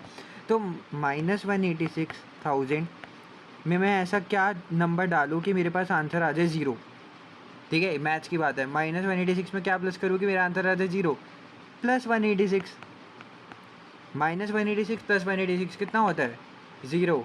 समझे बात को। तो यहाँ पे मेरा कितना आ जाएगा, 186,000। अब अगेन मैथ्स की बात, देखो ये दोनों को मल्टीप्लाई करते हैं तो मेरा आंसर ये आता है। देखो मैंने इसको और इसको 3.433 था, 3.433, जब इन दोनों को मल्टीप्लाई करा तो मेरा आंसर आ रहा है 186,000। तो क्या मैं ये वाला अमाउंट नहीं निकाल सकता, ये मल्टीप्लाई हो रहा है, उधर जाके क्या हो जाएगा, डिवाइड, तो मेरे को ये वाला अमाउंट पता चल जाएगा। 186,000 को मैं डिवाइड करता हूँ 3.433 के साथ, 186,000 डिवाइडेड बाय 3.433, ये आपका आंसर आता है 54,180। ये आपका आंसर हो जाएगा कि इतने आपकी कैश इनफ्लोज हैं हर साल, ठीक है, कैश इनफ्लोज आपको पता चल जाएंगे कि हर साल आपके कितने आ रहे हैं, 54180। और ये क्वेश्चन था दिमागदार वाला और थोड़ा सा लॉजिक वाला। ठीक है, तो आपको अगर ये नहीं पता होगा कि IRR का मतलब क्या होता है, आप हमेशा बस वही फार्मूला रट के चल रहे हो, तो फिर नहीं हो पाएगा। आपको पता होना चाहिए कि क्या होता है, क्योंकि उसकी वजह से मेन क्वेश्चन जो है वो हो पाया। ठीक है, और आपको कोई डाउट और दिक्कत परेशानी आती है तो आप क्या कर सकते हो यार, वीडियो को रिवाइंड करो, वापस से देखो, क्योंकि यही फ़ायदा है यार कि वीडियो को रिवाइंड करके आप बार बार चीज़ों को देख सकते हो। इसके बाद लास्ट पार्ट, डी पार्ट, इसमें कह रहा है अगर कंपनी का कॉस्ट ऑफ कैपिटल बढ़ जाए, 15% हो जाए, तो which project will be invested in. क्या प्रोजेक्ट 2 में करना चाहिए या फिर प्रोजेक्ट 3 में करना चाहिए, जब मेरा कॉस्ट ऑफ कैपिटल जो है वो बढ़ जाएगा तब। तो इसके लिए भी आपको थोड़ा सा थ्योरेटिकल और प्रैक्टिकल नॉलेज दोनों अच्छे से होनी चाहिए। आपको पता है कि हम वो वाले प्रोजेक्ट में इन्वेस्ट करते हैं जहाँ पे IRR कॉस्ट ऑफ कैपिटल से ज़्यादा होता है। ठीक है, तो प्रोजेक्ट 2 में आपको IRR जो है वो यहाँ पे दिया हुआ था, मतलब हमने निकाला था बेसिकली, जो कि 16.4% आ रहा था। ठीक है, तो आपको पता है कि अगर हमारा IRR 16.4% है और कॉस्ट ऑफ कैपिटल हमारा जो है वो 15% है, तो यहाँ पे IRR हमारा ज़्यादा है, तो मैं प्रोजेक्ट 2 में तो इन्वेस्ट कर सकता हूँ। अब प्रोजेक्ट 3 की बात करो, प्रोजेक्ट 3 में अभी अभी दिखा है कि IRR कितना है, 14% का। तो अगर IRR 14% है और कॉस्ट ऑफ कैपिटल 15% है, यहाँ पे आपका कॉस्ट ऑफ कैपिटल ज़्यादा हो गया। तो ये वाले प्रोजेक्ट में मेरे को इन्वेस्ट नहीं करना चाहिए। क्यों? क्योंकि मैं इन्वेस्ट कौन से प्रोजेक्ट में करता हूँ जहाँ पे IRR ज़्यादा होता है कॉस्ट ऑफ कैपिटल से। जहाँ के प्रोजेक्ट 2 में देखो 16.4, ये 15 से ज़्यादा होता है ना, तो मैं प्रोजेक्ट 2 में कर दूँगा, लेकिन प्रोजेक्ट 3 में नहीं करूँगा, क्योंकि यहाँ पे कॉस्ट ऑफ कैपिटल ज़्यादा है, IRR कम है। ठीक है, तो प्रोजेक्ट 2 में कर दूँगा मैं इन्वेस्ट, और इससे मेरे को 2 नंबर मिल गए और ये वाला क्वेश्चन भी होता है ख़त्म। चलते हैं नेक्स्ट क्वेश्चन की तरफ। ओके, सो अब करते हैं हम क्वेश्चन 465।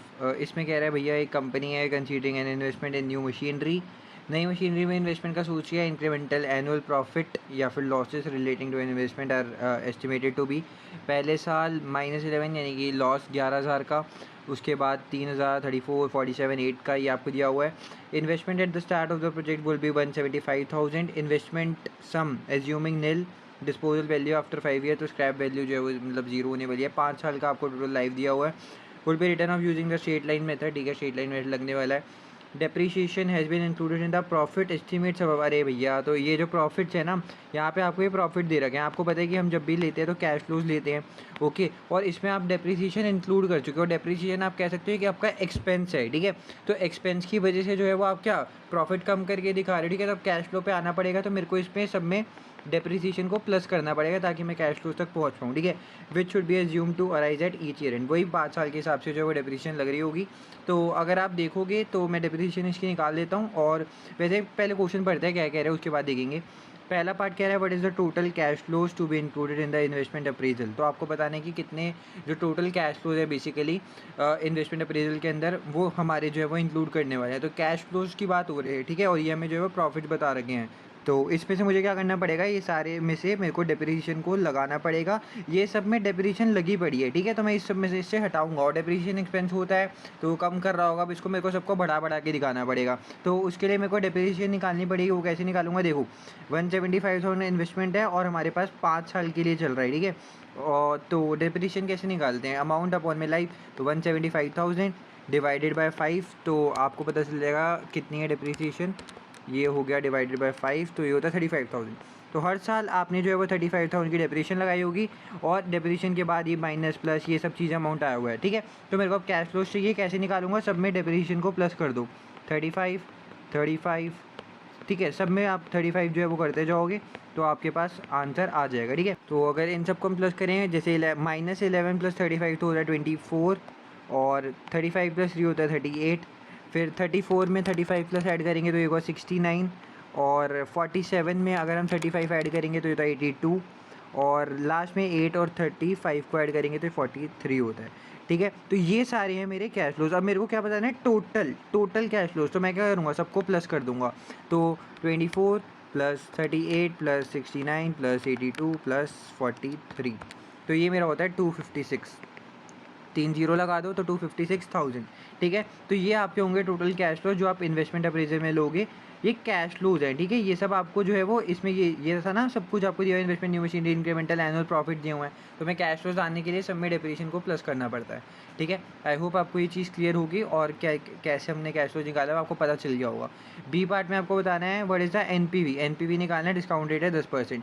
तो आधा काम तो मैंने यहाँ पे कैश फ्लोज निकाल के कर ही दिया है, ठीक है। अब बस कैश फ्लोज को डिस्काउंट फैक्टर से मल्टीप्लाई करेंगे तो एनपीवी आ जाएगा। तो यहाँ पे आते हैं और वही अपना ईयर्स वगैरह लिखना स्टार्ट करते हैं। ईयर सबसे पहले 0 में आप इन्वेस्टमेंट करते हो, फिर 1 2 3 4 5, और वैसे यहाँ पे हर साल हमारे पास जो है वो अलग अलग है, तो हम प्रेजेंट वैल्यू सबके हिसाब से करना पड़ेगा, एन्युटी फैक्टर नहीं चलेगा, ठीक है। पहली बार हमने 175 का इन्वेस्टमेंट किया होगा, 175,000।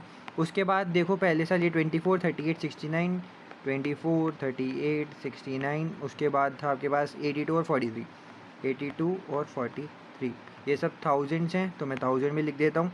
और अब हमें प्रेजेंट वैल्यू फैक्टर भी देखना पड़ेगा कि कितना कितना हो रहा है, और हम कितने के हिसाब से देखेंगे जी, 10% के हिसाब से 5 साल में। तो ये इसमें भी कोई दिक्कत की बात नहीं है, वैसे तो कर देंगे कोई नहीं। तो वो यही हमारे टेबल पे चलते हैं। ये है हमारे पास एन्युटी टेबल था, हमें प्रेजेंट वैल्यू को देखना है, ठीक है। ये रहा 10%, ये हमने पहले भी शायद किया ही था। तो पहले साल में 0.909 826 751 ये सारी चीज़ें हैं। तो यहाँ पे सबको लिख देता हूँ मैं, फिर उसके बाद मल्टीप्लाई करेंगे। सो मैंने ये सारे प्रेजेंट वैल्यू फैक्टर्स जो हैं वो लिख दिए हैं। 0 में तो देखो 1 ही होता है, फिर आगे सारे सेम वही जो यहाँ पे लिखा हुआ है, ठीक है। ये सब आपको मिलेगा ही, जैसे मैंने आपको पहले ही बताया। तो पहले वाले का तो 1 ही होता है, ये तो आ गया 175,000। और इसके बाद अगर मैं सबको जो है वो मल्टीप्लाई कर देता हूँ एक बारी, देखो जैसे 24,000 को इसको इससे, ठीक है, सबको मल्टीप्लाई करके अमाउंट लिखता हूँ। तो मैंने यहाँ पे सारे यही मल्टीप्लाई वगैरह करके आपके पास जो है वो आ गया वैल्यू, प्रेजेंट वैल्यू। अब एनपीवी निकाल लेते हैं यार। देखो सब प्लस, ये जो पॉजिटिव वाले हैं इनको प्लस कर लेते हैं। 21816 प्लस 31388 प्लस 51819 प्लस 56006 प्लस 26703, इसमें से मैं माइनस कर दूंगा 1,75,000। तो ये मेरा आंसर आ रहा है 12732, 12732। अब यहाँ पे अगर मैं क्वेश्चन में जाके देखूँ तो मेरे को बताया टू द नियरेस्ट डॉलर्स मेरे को बताना है, ठीक है। तो 12732 का अगर मैं नियरेस्ट डॉलर के हिसाब से देखूँ तो 12700 के हिसाब से बता दूँ। वैसे मेरे को यहाँ पे 00 की ये नहीं बताया होगा कि नियरेस्ट 00 बताओ या कुछ भी बताओ, बस मेरे को बताया टू द नियरेस्ट डॉलर्स बताना है, ठीक है। तो मैं इसको ऐसे भी लिख सकता हूँ कि 12730 ये लिखता तो भी मेरा चल जाता काम, ठीक है। अब 12700 लिखोगे, जैसे मान के चलो हो क्या रहा है कि अगर आप जैसे आंसर में देखोगे तो आपको ऐसा लग रहा होगा 12700 दिया होगा, ठीक है। तो उसमें कैसे निकाल दिया होगा कि बस यही ऐसी चीज़ें करी हुई हैं कि आप पॉइंट में लेके चल रहे हो और पॉइंट से सब चलता आ रहा है। जैसे यहाँ पे इन्होंने 30 ये वाले नहीं ले रखे, ठीक है। तो अगर आप इसको इससे ऐसे मल्टीप्लाई करोगे तो आपका आंसर जो है वो उसमें आ जाएगा। बेसिकली राउंड अप वगैरह चीज़ें चल रही है, ठीक है। अगर आपका आंसर 12730 लिखोगे वो भी चलेगा। आप नियरेस्ट डॉलर में बताना है, कोई ऐसे बताता कि नियरेस्ट 00 ऐसे लिख के बताता तो आप 12700 लिख देते, ठीक है। तो अभी आपका जो आंसर आया है वो भी एकदम बढ़िया बात है। ओके, आगे चलते हैं क्वेश्चन अगला part, C part. If the IRR of the investment is 15%, company का रिक्वायर्ड रिटर्न है 10%, क्या होगा डिसीजन। हमने ऊपर भी बात करी हुई है, वैसे आपको पता होना चाहिए कि हम लोग क्या करते हैं, IRR और कॉस्ट ऑफ कैपिटल। अगर IRR जो है वो कॉस्ट ऑफ कैपिटल से ज़्यादा है तो हम इन्वेस्ट कर देते हैं, वरना नहीं करते। देखो IRR 15% है, कॉस्ट ऑफ कैपिटल जो है वो 10% है, इसका मतलब IRR ज़्यादा है। और जब भी IRR ज़्यादा होता है तो हम क्या कर देते हैं, इन्वेस्ट कर देते हैं, ठीक है। आई होप आपको ये वाला क्वेश्चन भी क्लियर होगा। तो डिसीजन क्या होना चाहिए, हम इन्वेस्ट कर देंगे, बस बात ख़त्म। ओके, इसके बाद डी पार्ट है, future value of a sum invested now can be calculated using the formula. तो फ्यूचर वैल्यू को हम कैसे निकाल सकते हैं, यहाँ पे लिखा हुआ है कि S is equal to x. S जो है वो फ्यूचर वैल्यू है, is equal to x 1 + R की पावर n। तो इन्होंने ऐसे ये जो है आपको फार्मूला दिया हुआ है, ठीक है। आपको बताने कि but will be the future value of 5000 if it was invested today for 4 years at a compound rate interest rate of 8%। तो आपको मतलब फार्मूला दे दिया, आपको वैल्यूज़ दे दी और आपको कह रहे हैं बस भैया सॉल्व करके दिखा दो। चलो यार, मतलब इससे आसान भी क्वेश्चन कोई आ सकता है। फ्यूचर वैल्यू है, ये फ्यूचर वैल्यू है, यही आपको निकालनी है, ठीक है। इन इज इक्वल्स टू एक्स आप क्या लोगे, जो आप लोगों ने यहाँ पे दिया हुआ है ना कि यहाँ पे आप 5000 फ्यूचर बट बोल रहा फ्यूचर वैल्यू 5000 5000 की निकालनी है। तो एक्स हमारा क्या हो जाएगा 5000, ठीक है, 5000 की निकालनी है। और 1 + रेट, 1 + जो रेट है आपका वो है 8%, ठीक है। तो 8% को आप कैसे लिख सकते हो, 0.08, 0.08। और यहाँ पे जो पावर n है कितना हो जाएगा, जितने भी हमारे टोटल पीरियड होते हैं ना, जितने भी हमारे ईयर्स होते हैं टाइम बेसिकली, तो यहाँ पे 4 years के लिए हमने किया हुआ है, तो यहाँ पे पावर हो जाएगी 4। बस आप लोगों को इसको सॉल्व कर देना है और आपका आंसर आ जाएगा। इसको सॉल्व करना भी कोई मुश्किल की बात नहीं है। अगर मैं आपको बताना चाहूँ, देखो करो क्या, आप अपने कैलकुलेटर में पहले इसका देख लो, 1 + 0.008 कितना होता है, 1.08, ठीक है। अब इसकी पावर है 4, तो इसको कैसे करोगे, कैलकुलेटर में देखोगे 1.08 मल्टीप्लाई, देखो 1.08 मल्टीप्लाई 1.08, ठीक है। तो आपके पास आंसर आएगा कुछ। अब कुछ भी नहीं करना, आप दबाओगे एक बार जैसे 4 है तो इसमें 1 कर दिया। अब आपको क्या करना है, वापस से इक्वल टू दबाना है। एक बार इक्वल टू दबाया, फिर वापस से एक बार इक्वल टू दबाया, और जो अब आपका अमाउंट आएगा उसको आप लोगों को कर देना है 5000 से मल्टीप्लाई, ठीक है। तो जो भी आपका अमाउंट आया होगा उसको मल्टीप्लाई करोगे। मल्टीप्लाई अगर मैं कर रहा तो मेरा आंसर आ रहा है 6802, तो 6802 आपका जो है वो आंसर आ जाएगा, ठीक है। फ्यूचर वैल्यू जो है वो आपकी आ जाएगी। हमने बहुत आसान तरीके से करा, देखो 5000 को मतलब पहली बात तो फॉर्मूले में सारी चीज़ें डाली। अब इसको सॉल्व करने का तरीका कैलकुलेटर में मैंने आपको बता दिया। देखो 1.08 को इससे मल्टीप्लाई करा, आपकी कुछ ना कुछ वैल्यू आई होगी, फिर इक्वल टू दबाओ, फिर इक्वल टू दबाओ, ओके। तो इसमें आप देखोगे कि हमारे वही पावर 4 इस तरीके से सॉल्व हो गई है, ठीक है। तो अगर आप इसको नॉर्मल तरीके से भी देखोगे तो हम 1.08 को 4 बारी मल्टीप्लाई कर चुके हैं, ठीक है। 1.08 की पावर 4 का मतलब क्या होता है कि 1.08 मल्टीप्लाई बाय 1.08 मल्टीप्लाई बाय 1.08 और 1.08। और ये जो हमने करा है वो भी वही तरीका है। देखो पहले एक बार यहाँ किया, फिर उसके बाद आपके पास आंसर आया, फिर वापस किया, फिर वापस किया, ओके। आई होप आपको चीज़ें समझ में आ रही हैं। वरना आप इसको यही समझ सकते हो कि जैसे आपने 4 पावर दिया है तो आप क्या कर सकते हो, उससे कम की इक्वल टू दबाना होता है, ठीक है। तो डी पार्ट का आपका आंसर आ गया 6802। इसके बाद आपको बता रहे हैं effective annual rate interest 2.1% compounded every 3 months. तो आपको बताने हैं कि यही इफेक्टिव रेट ऑफ इंटरेस्ट कितना होगा, ठीक है। तो कोई दिक्कत की बात नहीं है, ये भी हम बता देते हैं। तो इसके लिए पहली बात तो आपको अगर फार्मूला पता है तो काफ़ी अच्छी बात है। कैसे करते हो, 1 प्लस जो भी आपका रेट होता है पावर में जो भी आप एन लेते हो। अब एन पे देखो, यहाँ पे ना आप हमेशा ईयर वाइज देखते हो, यानी कि एनुअली देखते हो। तो यहाँ पे आपको दिया हुआ है कि 2.1% जो है वो कंपाउंडेड एवरी 3 मंथ्स, हर 3 महीने में होता है। तो अगर मैं साल के हिसाब से निकालना चाहूँ, 3 महीने में होता है, ठीक है। तो मतलब आप बेसिकली कह सकते हो कि क्वार्टरली चल रहा है। तो मेरे को किससे करना पड़ेगा, 3 को अगर मैं 4 से मल्टीप्लाई करूँ तो आता है मेरा 12। तो मेरे को ये एन मेरे को क्या लेके चलना पड़ेगा, 4, ठीक है। क्योंकि टोटल जो है वो इफेक्टिव एनुअल रेट जो है वो हमारा 3 महीने बाद कंपाउंड हो रहा है। तो मेरे को पूरे साल में देखना है, तो कितनी बारी होगा, टोटल 4 बारी होगा, ठीक है। 1 2 3 4, तो मेरा एन क्या बन जाएगा, 4, ठीक है। अब मैं आपको एग्जांपल में यहाँ पे 3 की जगह 6 महीने होता, तो 6 और 6 2 बारी होता, तो एन में ले लेता 2, ठीक है। आई होप आपको क्वेश्चन समझ में आ रहा है कि मैं क्या कहना चाह रहा हूँ और इसको कैसे सॉल्व करते हैं। बाकी यस, आपको ये वाला फॉर्मूला लगाना है और आपका आंसर जो है वो आ जाएगा 1 + r की पावर n माइनस इसको कर दोगे 1 से। अब इसको सॉल्व करोगे, जो भी आपका आंसर आएगा मल्टीप्लाई उसको अगर 100 से करोगे तो आपका आंसर परसेंटेज में आ जाएगा, जैसे यहाँ पे दिया हुआ है, ठीक है। 1 प्लस रेट है आपका 2.1%। अब देखो 2.1% को अगर मैं ऐसे लिखूँ डेसिमल में, तो 2.1 डिवाइडेड बाय 100 तो ये होता है 0.021।